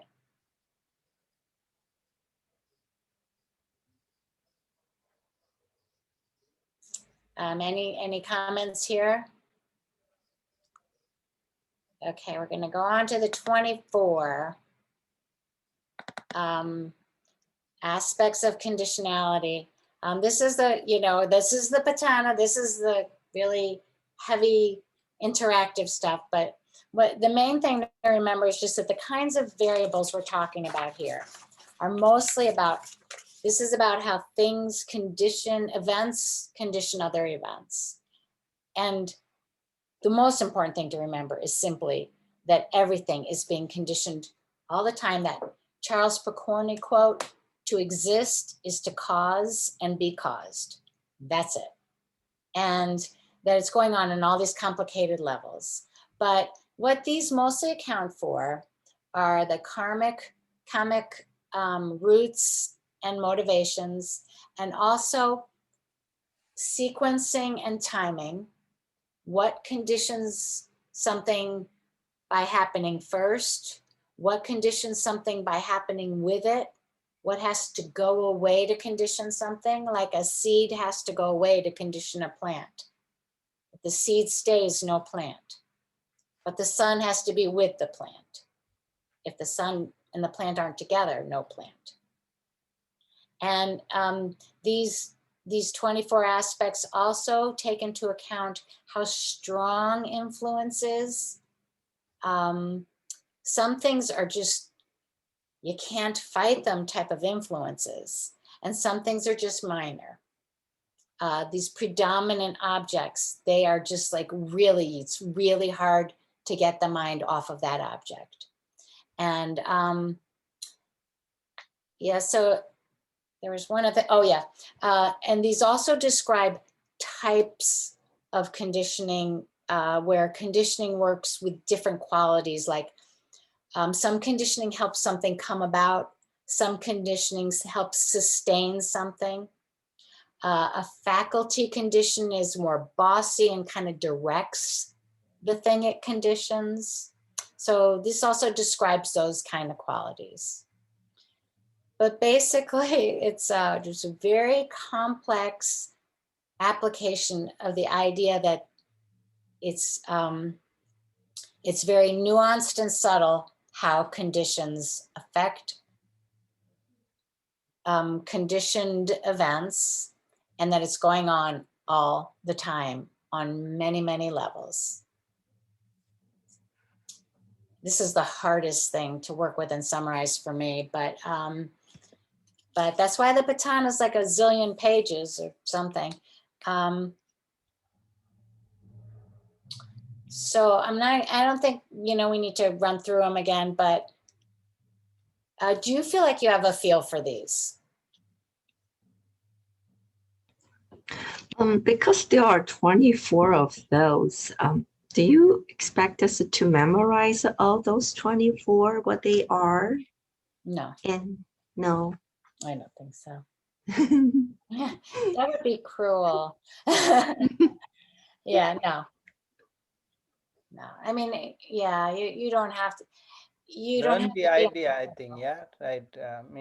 Explain the idea, concept. Maybe you can also explain some important items here, and maybe the connection, and maybe the philosophy behind how they are linked together, and function of it.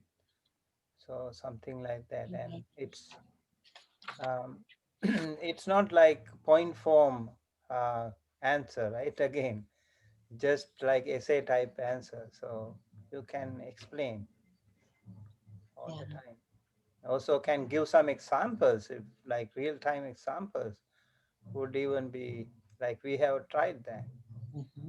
Can post those things to greater advantage.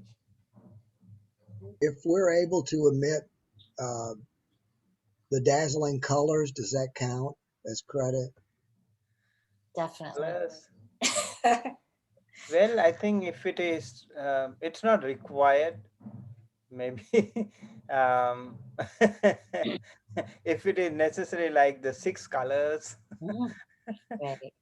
It's more, I just love that list, but yeah, and if while we're watching you write, those 6 colors come out of you, yeah, you definitely get extra credit for that. Now, if we see that happen, would that be cheating because we're copying off of him?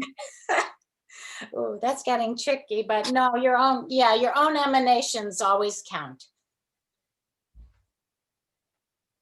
Yes, and you will be emanating. It's just, it'll be subtle matter. Yeah. Yeah. But it's just, yeah, what's interesting to you, and to be able to talk about it some as ideas and as experience. Yeah. I was thinking about for the color, when you talk about indigo, then what if we say it's a blue, or do we have to say that it's indigo? If you say blue, then you have to take the whole course again. No, blue is fine. Blue is fine. Indigo is one of my favorite words, but blue is fine.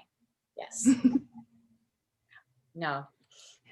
Yeah, nothing is going to be that picky. For one thing, it's a mock exam, but nothing's that picky. It's more just like, you know, you've done so much work. I know that, you know, you're fine. Really are. Okay. Yeah. Yeah, that indigo is just like a predominant object for me. I keep returning to it. Okay. Yeah, we're moving along. This is we talked about this just, I think it was in the last class, the meditation subjects. So again, you don't need to know all these. If you have kind of a sense, there are a bunch of kasinas or this and that, you know. And, you know, the 6 temperaments roughly parallel the 6 roots. And this just lines them up for you. But most of the time, you will be recommended to meditate on something that will help even out your temperament, to draw on what's good and open in your temperament, and to kind of tamp down what's clinging and overly defined in your temperament.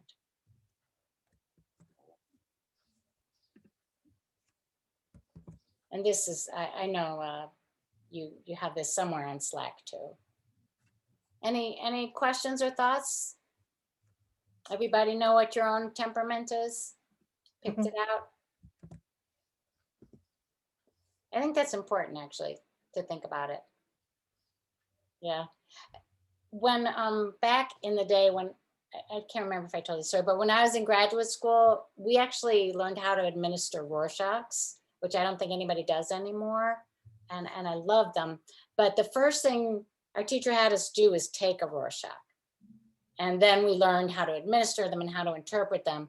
And because we took it, everything was like, ooh, that was my score. That was what I saw. That was, you know, you really kind of got it better because you were filtering it through your own experience. So I'm kind of joking, but it is good to think through like how you relate to each of these and how it might be interesting to use those meditations to move you along, to move along your consciousness. Okay. I don't even have any, oh yeah. So then this is just what Bante's taught us. Oops, sorry. It's green. Okay. This is hard to see, sorry, because it's screenshot there. So these are just the 5 jhana levels defined by the factors. And just remember with the jhanas that the factors drop out as you get further along, because you're getting, you know, a more, like Bhante was describing, a more pure, uncomplicated state of consciousness. And I think this also gets to that question about verification. Like we studied, for me, a lot of things that I have not experienced. But I still think it's really important to have these ideas in our minds because it kind of gives you a vision. It broadens your vision and it might give you some directional ideas. But it really, I think, helps your vision if you know about all these things. So the next thing is the for immaterial. Sorry. It's like we are trying to explain something like to a child who has not eaten sugar. Right. And we are trying to explain that. So neither of us have tasted sugar and we are trying to explain it. Right, So exactly. So, you know, I was also struck, this is another thing from Wednesday, but we had this teaching that was so good that there's Thanissaro Bhikkhu was talking about, it's not that you just have to train yourself to being different, it's that you have something that's so much better. And that's like the sugar. There's something that's so much better. And maybe we haven't tasted it, but a lot of people are telling us about it with all this different language. So it gives us something to work with and to expand. So these are the immaterial sphere cheetahs. base of infinite space, infinite consciousness, nothingness, and that's neither perception nor non-perception. And then the objects for each one. On these two, the object is the prior state. But these are your higher path attainments. So you can tell we're getting near the end because we're on such higher path. And so this is just something else that I think is very useful, which is the 7 stages of purification. And there's so much about this in the Visuddhimagga. It spells out infinite detail on each of these. But I think it's very useful just to have this overall idea of purification, that it really has to start with sila, you know, and then you're working to purify your mind, your view, again, that you have to understand, overcoming doubt. That's kind of something we're talking about. Knowledge and vision of path and not path is interesting.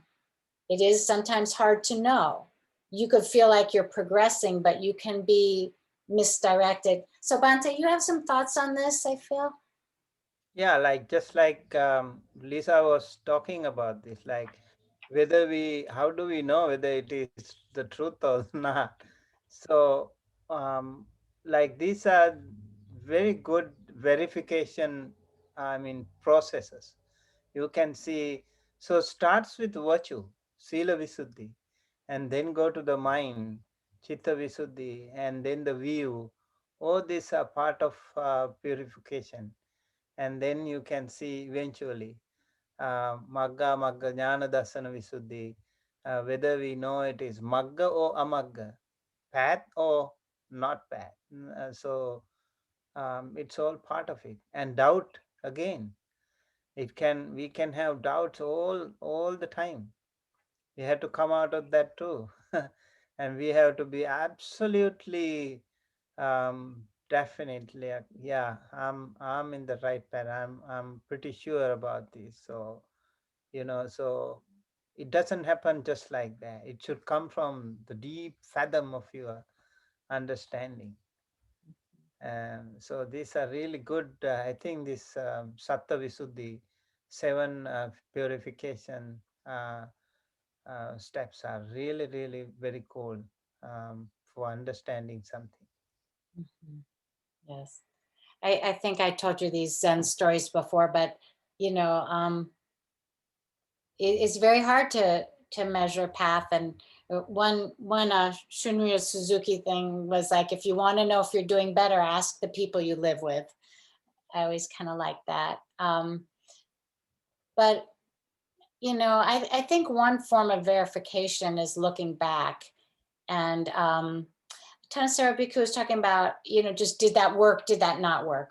And it really is important when you have, I thought it was great to say, when you have a good meditation, to look back and say, what were the variables there? Can I reproduce that?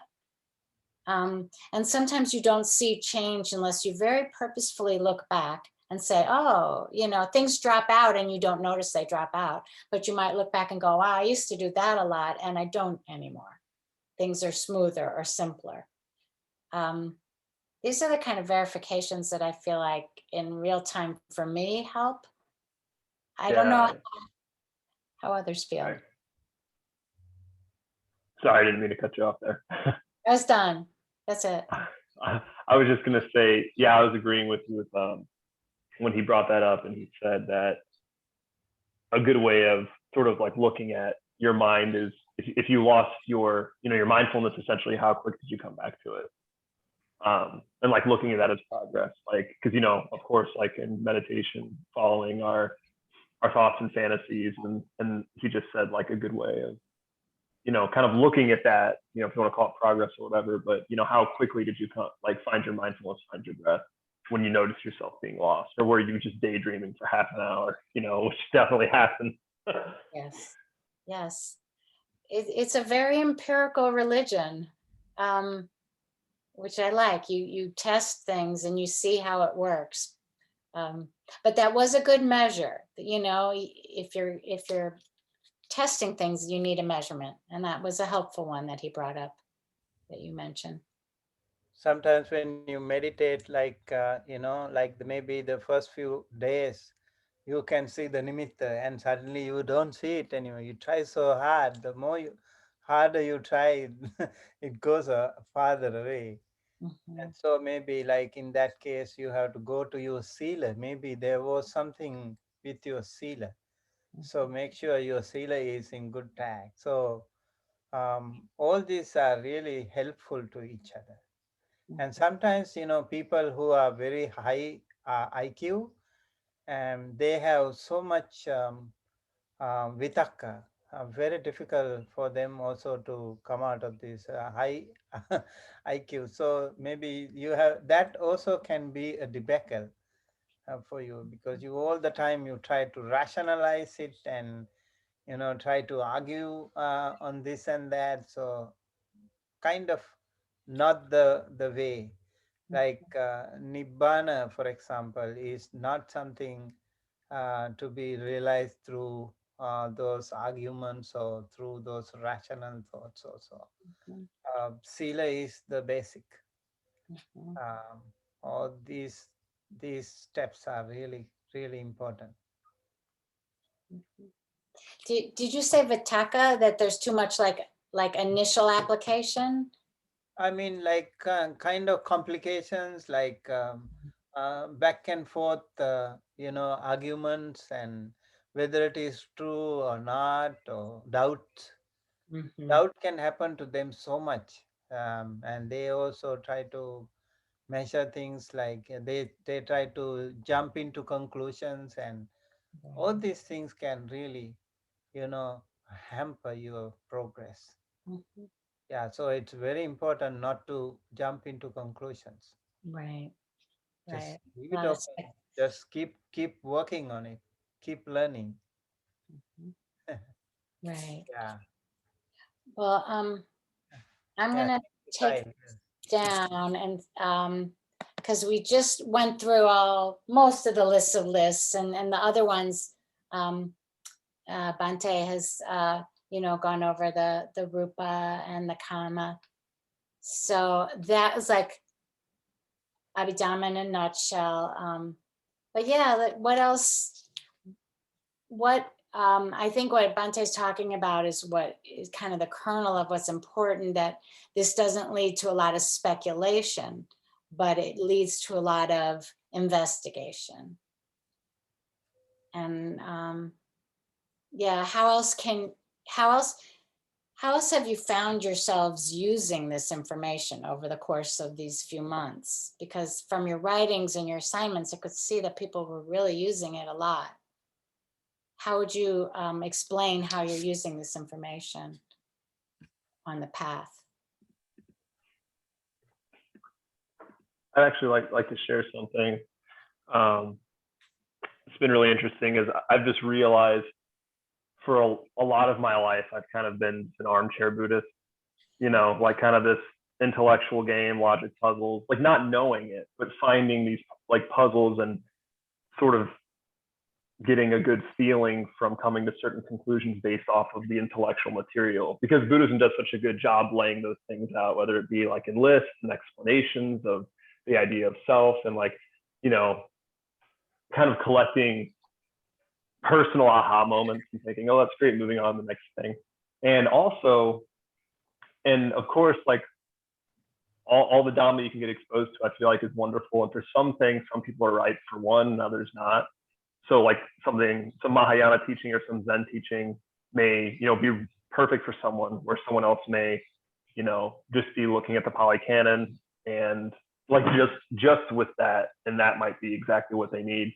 But I've noticed with myself, like over time, there's been a great exposure of looking at many different schools and backgrounds, and Vajrayana Buddhism, Mahayana Buddhism, Theravada Buddhism, and different Zen teachers and everything. And that's been great. But I've just seen how it's also almost like you're trying to boil water and then you turn it off. Like when I start, for example, in like a new tradition, a new mindset, a new idea, and all of the core of Buddhism is still there, but maybe it's slightly different. It's a little bit of yoga, or it's a little bit of this. And it's been ironic because it hasn't just been Abhidhamma to me realize that I just needed to go back to the basics.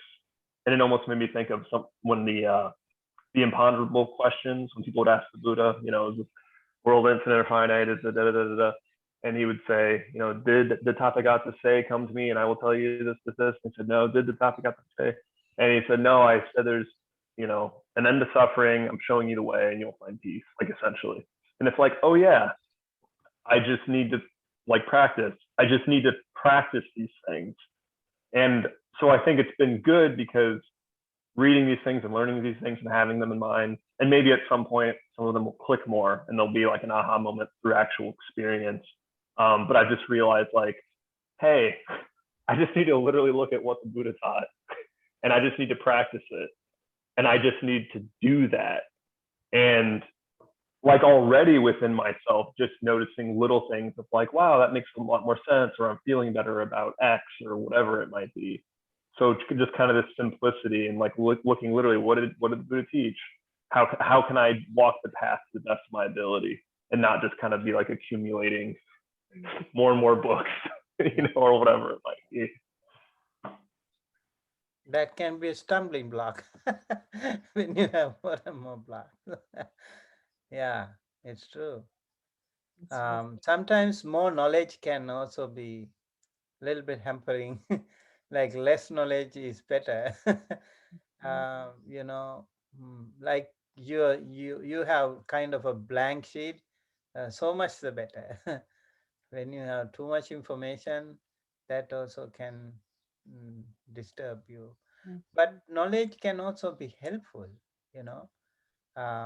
that's right. It's important you have knowledge, and so you also have good friends who can help you, and also going through these suttas can be helpful.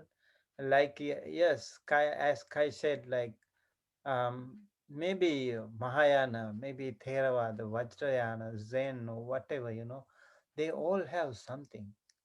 They all have something that we should not jump into conclusion of my tradition is the best and all the others are maybe lesser. This is the problem because we jump into conclusion already. Better we leave options open. We might see something, let's say you practice and suddenly you can, maybe as a Theravada monk, for example, I suddenly read a story like a Zen story or something, and maybe I hear from the Dalai Lama or something, which really gives me a good kicking start. It really can change my perspective, can widen my perspective.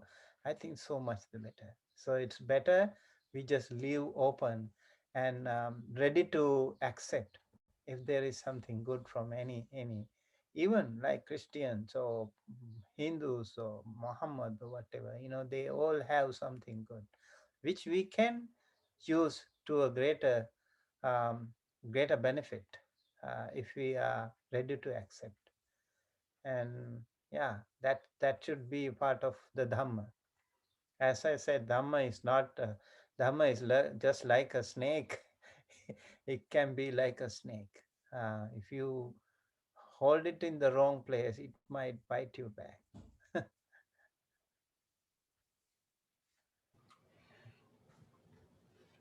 I kind of in the same boat as Kyle. Yeah, I found Buddhism 8 years ago now. And it really was profound at the time. My dad had passed away a year prior. I went about it the whole wrong way, was drinking and just was sad and, depressed and just assumed that's what life was. And then I was listening to a talk by Ajahn Brahm, and just it was really profound and stuck out to me. And what really set it off, though, was I read a book, Mindfulness for Beginners by John Kavitzin. And I was like, oh, hey, this is Buddhism. And, set down the path. And, I took the precepts, I took the vows, Bodhisattva vows. And there was a long time that I just felt like I was on cruise control, though. Like I was listening to the teachings, but I wasn't practicing the teachings. I still had, temper issues or just let things get to me. Still do, but now I'm in more recognition of them and I'm better to get them under control. The Abhidhamma has really, not to like belittle myself, but just shown me how much torpor I really have. Like there's, like I said, cruise control. Like I was writing emotions as opposed to being logical about things. And it's been crazy to hear all the talks and all the suttas that are just like tailored to specific things that the Buddha taught, for a specific group. And then like, now I have the instruction manual. Now it's like, oh, I needed to hook up like this wire here for this to work. And that's what I needed. Like I missed the subtlety in the sutta or, the discourse that I was reading of like, this is actually the steps that were taken, mentally or, subconsciously to eliminate the suffering or eliminate the unwholesome, characteristics of whatever it is that was happening, and it's easier to apply. So, it's been eye-opening, really. Like I said, the whole mental lethargy that I really didn't realize that I was doing, and how unbeneficial that really has been great. Like even my wife and since we've been going through the classes, noticed big changes. It's just like, I'm processing things as opposed to being emotional about things, and it's life-changing.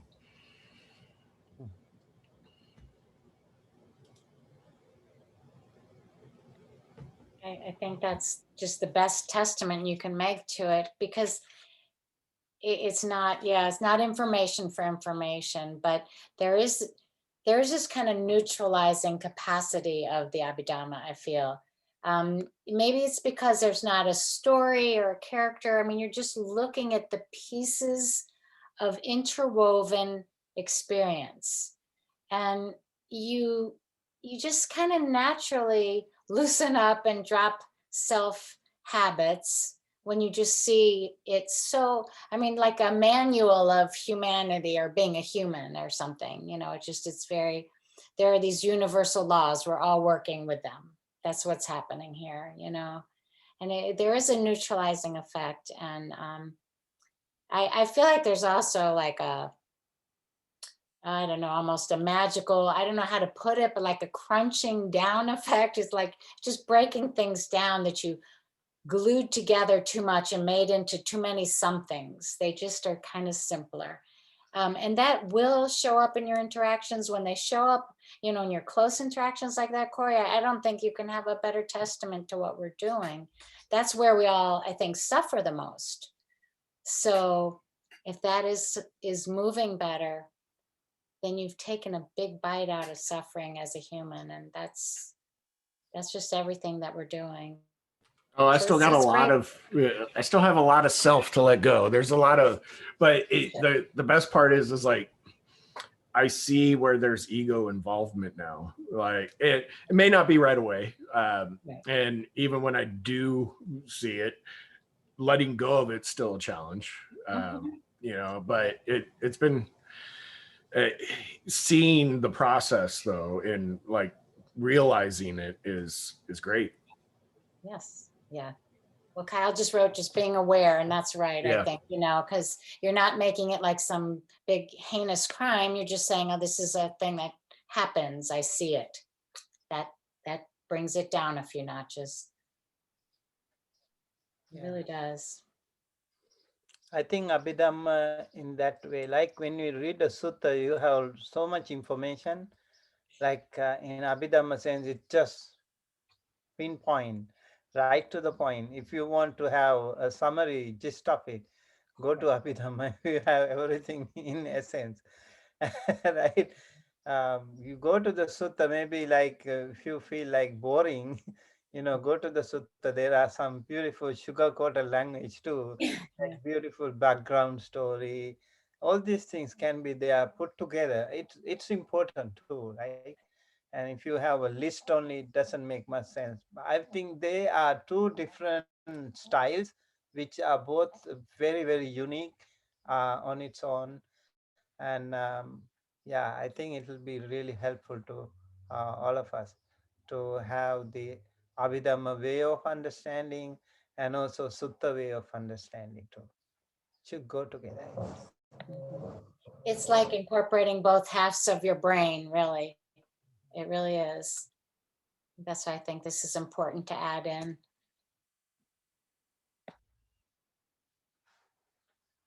Somebody recently asked me, do you believe in Abhidhamma? I thought, like, who am I to judge on that? Like, I'm no way, like to judge or something, because there are so many schools and I don't want to be aligned to, different kinds of schools just like that. I just want to see the positive side of it and always appreciate. Abhidhamma in that way really, really very helpful. I don't think there is anything like we have to remove. Like they are so beautifully interwoven and also beautifully analyzed. So why not? Right? If it expands our viewpoints or vision, I think so much the better.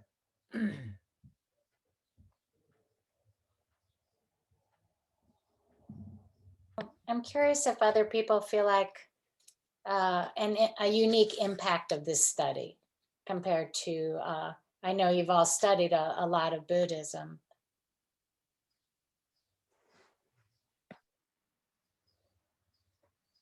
I think this is probably the most practical course that we've had as far as applying to daily life and really bringing home all the concepts. It's like a practice manual when you think about it.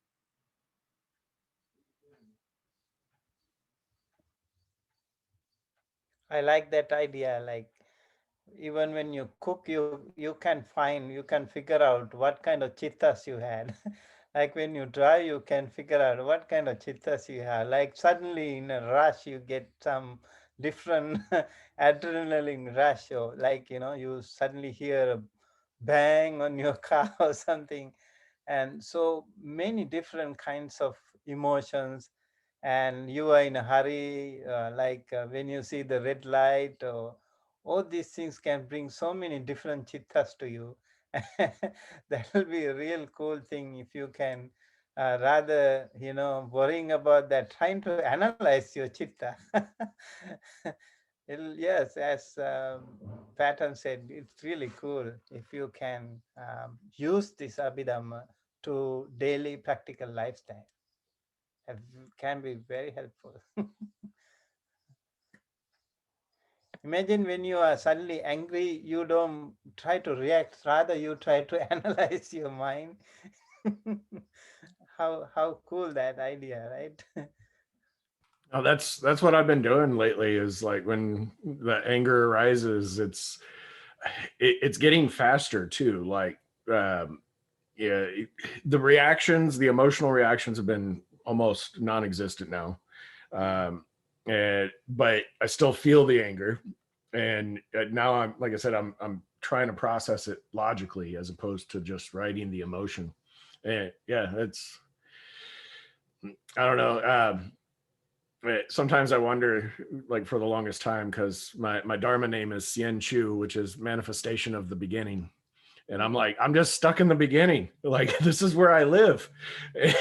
I'm never going to progress further. And like I said, it's always been waves of like, I feel like I'm practicing really well. And then it's like, I'm not practicing very well. And yeah, I forget who I was talking to, but I was like, I actually feel like I am a good practicing Buddhist now, as opposed to just like reading the teachings and like, yeah, that's a good teaching, and not applying it. So there's a line in the Sandokai that says, all things must return to the source. So being from the beginning is being everything. Just want to say that's a great name. Nice. Well begun is half done.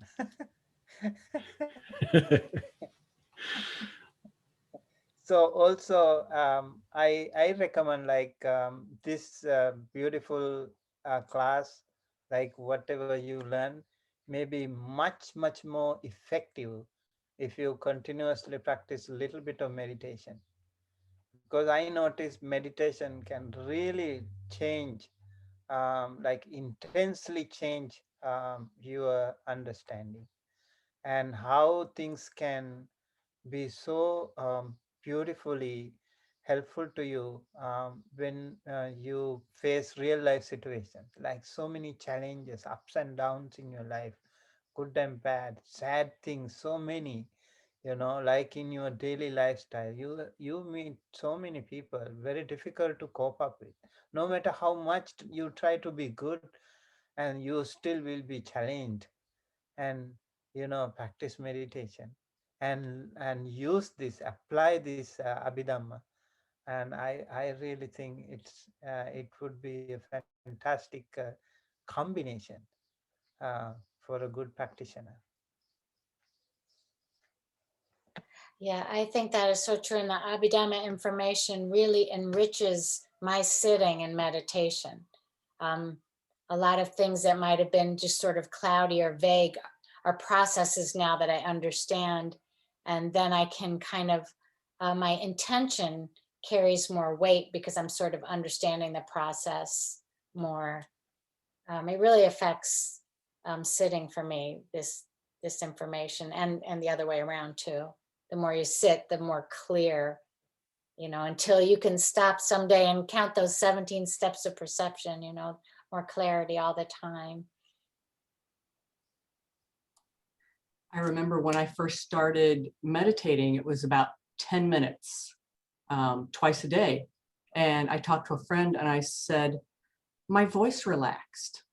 And they told me, that means your heart is opening. Very unexpected, completely unexpected. I had no idea what I would get out of meditation. I just knew it would help me. So, This very is odd. Vittadhamma Vedaniya Kamma. The karma that is giving you vipaka right here, right now. So the other people also can notice. And we are so fast, like our fast pace, we will feel like you are like slower now. That means your meditation is reacting. Your multitasking capacity also can confuse things. One at a time would be the Buddhist way. So I think it'll also help you so much. And I noticed the most important thing for me personally, I found practicing meditation helps me take the right decision in our trying, testing, challenging times. It helps us. So to take the right decision. Like if you're not sure about what to do about something, you'll just sit with it for a while. Yeah, like even if you feel like challenged with something, some difficult situation, practice meditation, try to analyze your own mind, or just focus on your breath, how you see the breath patterns change. Eventually you feel calm down, and when you are calm, you take the right decision. Like in samadhi, you go to panya, right? So you need to be at the samadhi stage to take the panya. I mean, to realize the panya. Same thing. When you are in restless mood, you can take the right decision. In your meditative mood, you take the right decision. It can happen to you. Those things can happen to you beautifully. It comes like automatically. You eventually think, oh, I took the right decision. I haven't taken the wrong decision that time. So it helps. Yeah.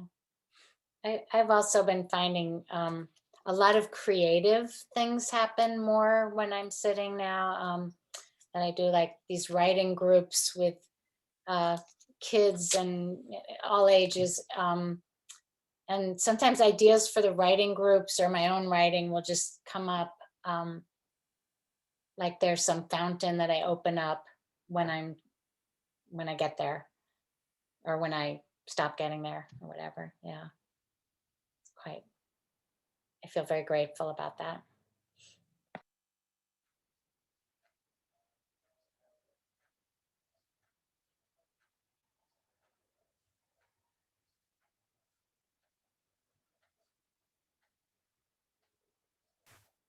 How are you doing, Dennis? We haven't talked to you in a bit. I just wanted to check in.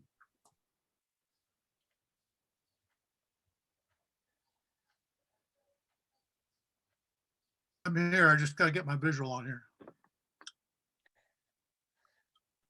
He's over here in Edwardsville with me. Yeah, how you doing?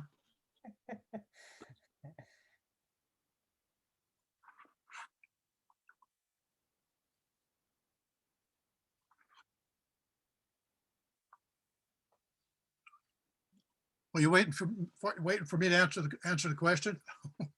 What was the question again? I just wanted to know how you're doing. You know, I started the path about 5 years ago, and this year has been a very big bunch of change. What's going on? That's natural. I accept change. And I think I've handled a lot better because I am on the path of doing meditation twice a month, or twice a day. I mean, and but it's really been challenging getting. And I have a problem sometimes saying no. I've got myself involved in some things that like handling someone else's estate and all that kind of stuff.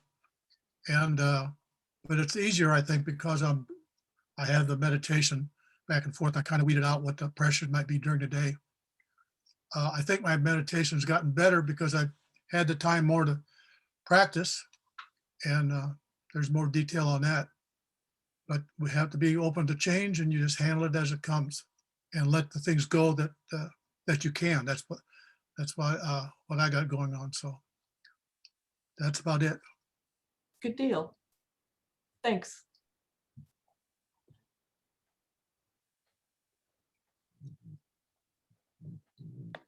It's nice to kind of meet you. I feel like we haven't had the chance yet, so hi. Yeah, I haven't been able to find the secret of growing any hair, so that's one of my disappointments. But I got to deal with it. But that's all wrong. That's good. Well, you look very monastic-y, you know. Well, I thought maybe the light bouncing off my head might hurt somebody's eyes, so that's why I've been keeping the door. Not really. My dad always says grass don't grow on a busy street. That's all about busy. I got a time problem. I really got to get more time.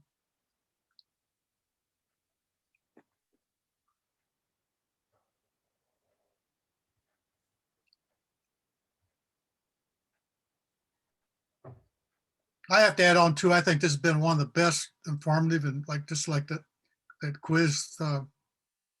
I forget what the quiz thing that's been helpful, Adam, and all the stuff been putting on Slack. It's really been thoroughly covered, and I appreciate the two instructors really.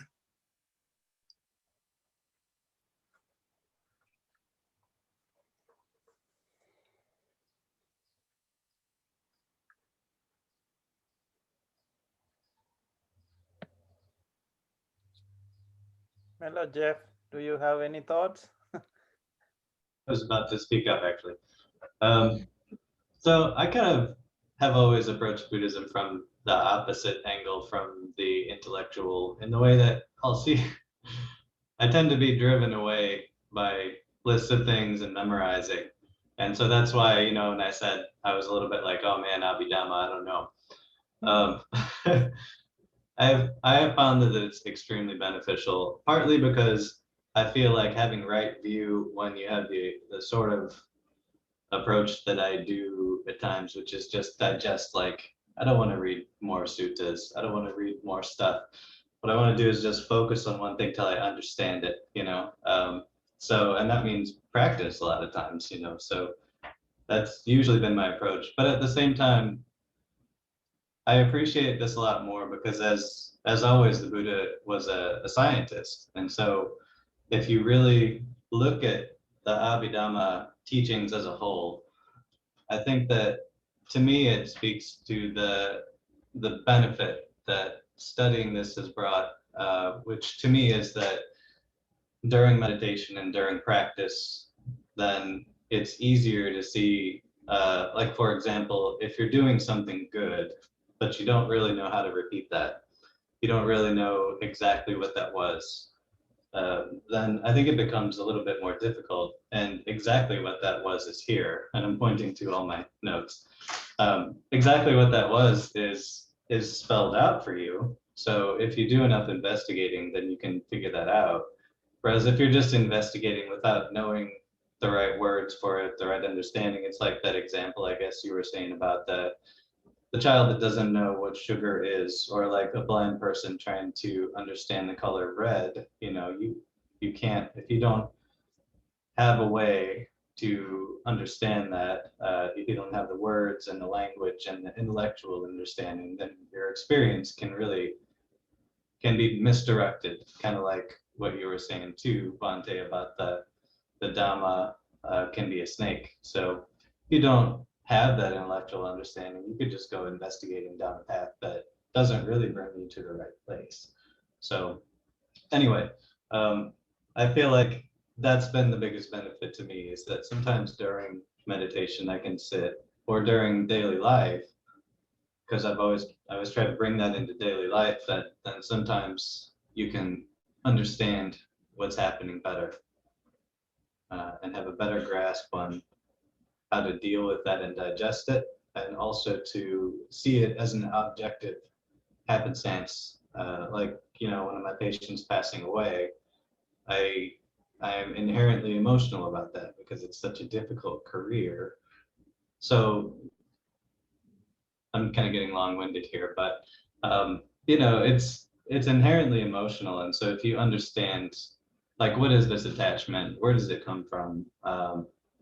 You know, what tools can I use to understand it in a way that I'm still compassionate toward them?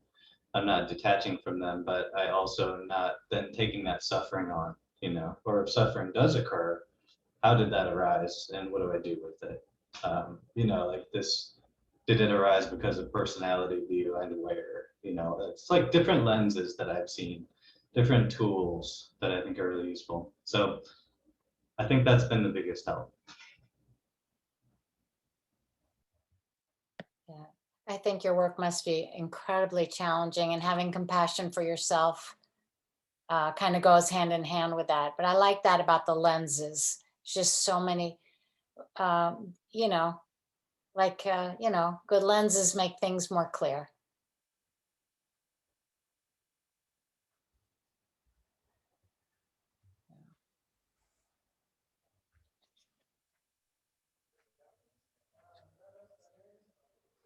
Sherry, do you want to add something?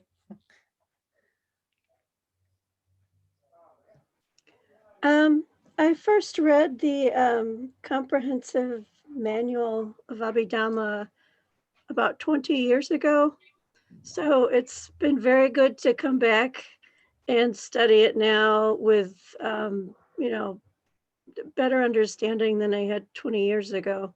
So it's, I'm just saying it in a different way and in more depth, I suppose, because I can see it, I'm understanding it in light of practice I've done over the past 30 years, instead of when I read it the first time, it was practiced over the last 10 years or so.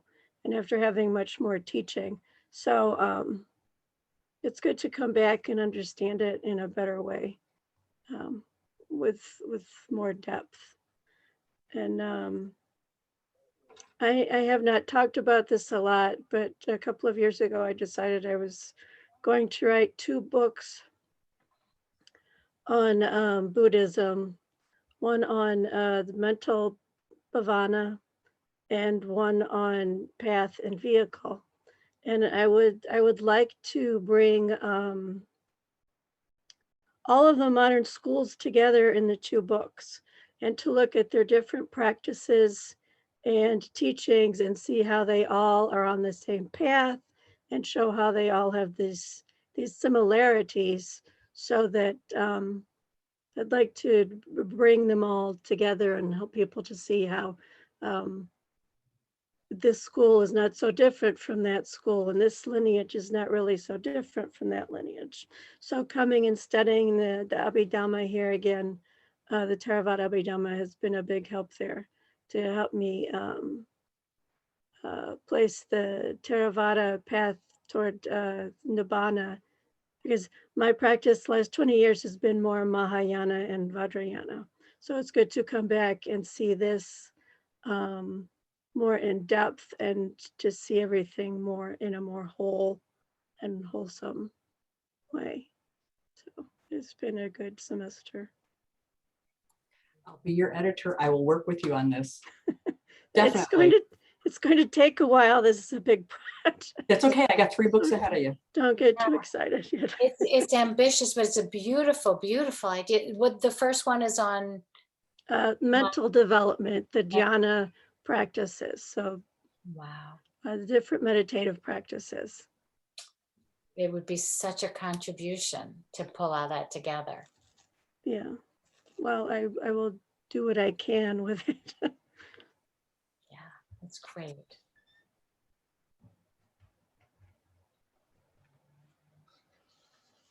I like one time a monk in Taiwan.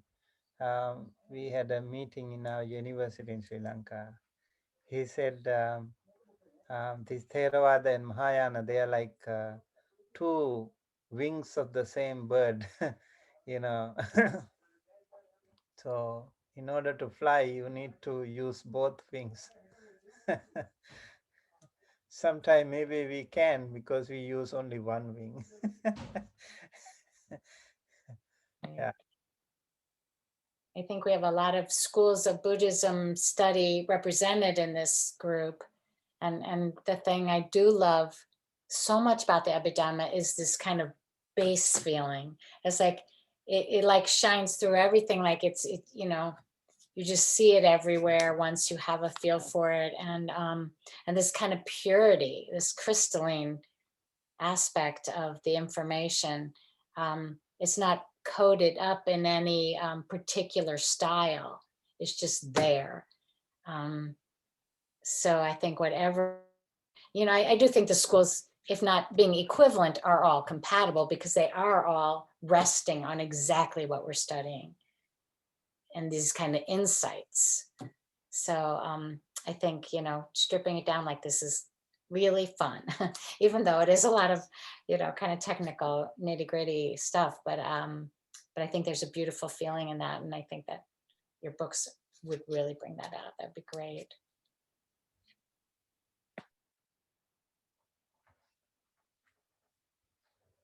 I must also say it was so much good feeling that when we started working on this project, suddenly one day I got an email from Venerable Kongyang, and I did not open it. I thought that was a junk mail. And I was almost about to delete the email, but then I just opened it and I saw like my name was written.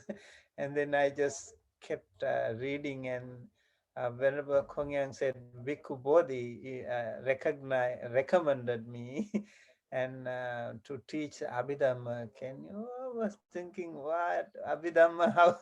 Like, you know, so I was not really fascinated, but somehow when I read the email, I thought, yeah, Venerable Bhikkhu Bodhi also recommended, and Venerable Kongyang wanted to discuss more. Then eventually we met, and then we went. I was asked to come to Maba, and it was also a beautiful experience. And then I met Dr. Beth. Very, very interesting part of this whole course. that we worked together for months. And she did bulk of the work, I must say, like so much working herself, because I was also busy doing so many other things. I really appreciate Dr. Beth's help all Yeah. through. But I can't say bulk of the work. I just, as you, I'm sure realize we have different styles, and I'm, kind of more obsessive about stuff. So I just do it differently. But it has been like a real joy in my life to meet Bhante and work with Bhante. I feel so thankful. Yeah, and I think between us, we bring such a variety of style to you. So I've been really thinking that works really well. So yeah, it's been amazing. And also the students were, I like, they were all really, really, really wonderful. Really, They were all different styles again, right. but that's really nice. And their active participation, their dedication, their sincerity, everything was really making this class more interesting to us, because I heard from some people like teaching Abhidhamma always is challenging, right? It's not like teaching literature or something. Very, very tough or more technical stuff. And so some people had some skeptical doubts already, whether we could have all these students from the beginning till the end. I think if you were there, there should be some reason for this course. That really happy that we could work together till the end of the course. Yeah, That me too. Me too. I without exception, you have all run with the material, and it's not easy stuff to run with. So yeah, very Hello. thankful. Very thankful for all of you and for Bhante very much. And for all the cats. And Dexter. And Dexter, yeah. I only got to see Dexter a little bit. He's a camera hog. We don't let him be on the camera much. Did you see this this robe flying or something over here, floating in Jaws? I Yeah, I was was like, trying to figure out what that was. it looks like it looks like he's flying. That's beautiful. That is really beautiful. And there's Dexter. Hi.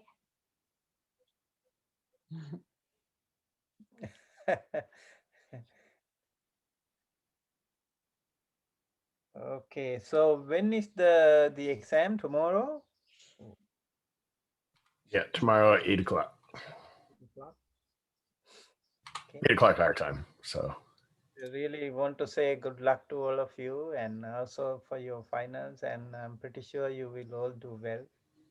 And Yes. from both of us, and from Maba, all the best, and hopefully we will see you around again. Yes. Yeah. And tonight we have whole night chanting in our temple. So we are going to be here like all night awake, maybe. So I don't know. Tomorrow there will be a big gathering here. Many monks will be here. Many people will also be here.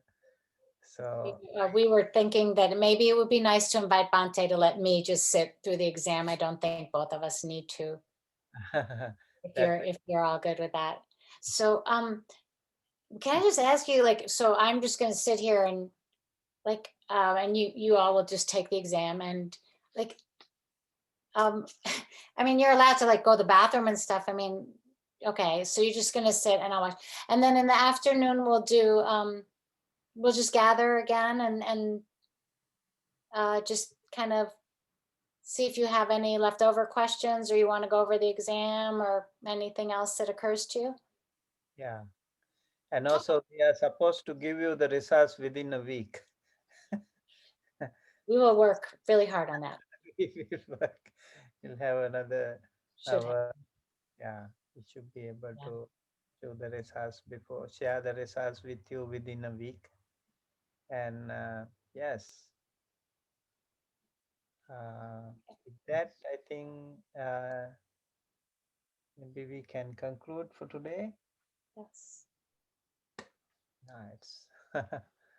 So, thank you all so very much. Be well. Don't worry. Sleep well. Thank you. Okay, thank you. I will do the traditional blessing to sum up and wrap up. And thank you so much for each and every one of you for being a wonderful part of this beautiful class. And it will be a memorable class and an experience that we will remember for, for a long time. And hopefully this connection can go a long way, and we can work together, learn together, and benefit together. And thank you, Maba. Thank you, everyone. Thank you, Dr. Beth, and thank you all, you wonderful people. I don't want to call you students, so wonderful practitioners. And wish you all very best of luck to continue your Dhamma study, and also walking along the path and hoping to get benefited, and wish and pray that you all be enlightened as soon as possible. And may you be well, happy and healthy. May all your near and dear ones, your family members, friends, relatives, teachers, and elders, and even your pets be well, happy and healthy. May the noble triple gem bless you, help you, protect you, and guide you towards the right path. May all devas and brahmas also bless you, help you, protect you, and guide you towards the right path. May all the wonderful Kalyana Mitta friends bless you, help you, protect you, and guide you towards the right path. May all of us be able to live our life peacefully, comfortably, with good health. May all of us be able to live close to the Dhamma, close to the wonderful Kalyana Mitta friends. And may all of us and all the other sentient beings be able to achieve the supreme bliss of Nibbana, the absolute peace and happiness at the end of our samsara. With that good intention, let's keep our palms together close to our heart and say 3 times, Sadhu, Sadhu, Sadhu. Sabbitiyo vivajjantu sabbarogo vinasatu mate bhavatvantarayo sukhi digayuko bhava bhavatu sabba mangalang rakhantu sabba devata sabba buddhanubhavena sada sotti bhavantu te Bhavatu sabba mangalang rakhantu sabba devata sabba dhammanubhavena sada sotte bhavantu te Bhavatu sabba mangalang rakhantu sabba devata sabba sanghanubhavena sada sotte bhavantu te Abhivadana silis nichang vaddha pachayino chattaro dhamma vaddhanti ayuvanno sukhang balang ayurarogya sampatti sagga sampatti mevacha ato nibbana sampatti Iminati samijjatu sadhu sadhu sadhu. Thank you, everyone.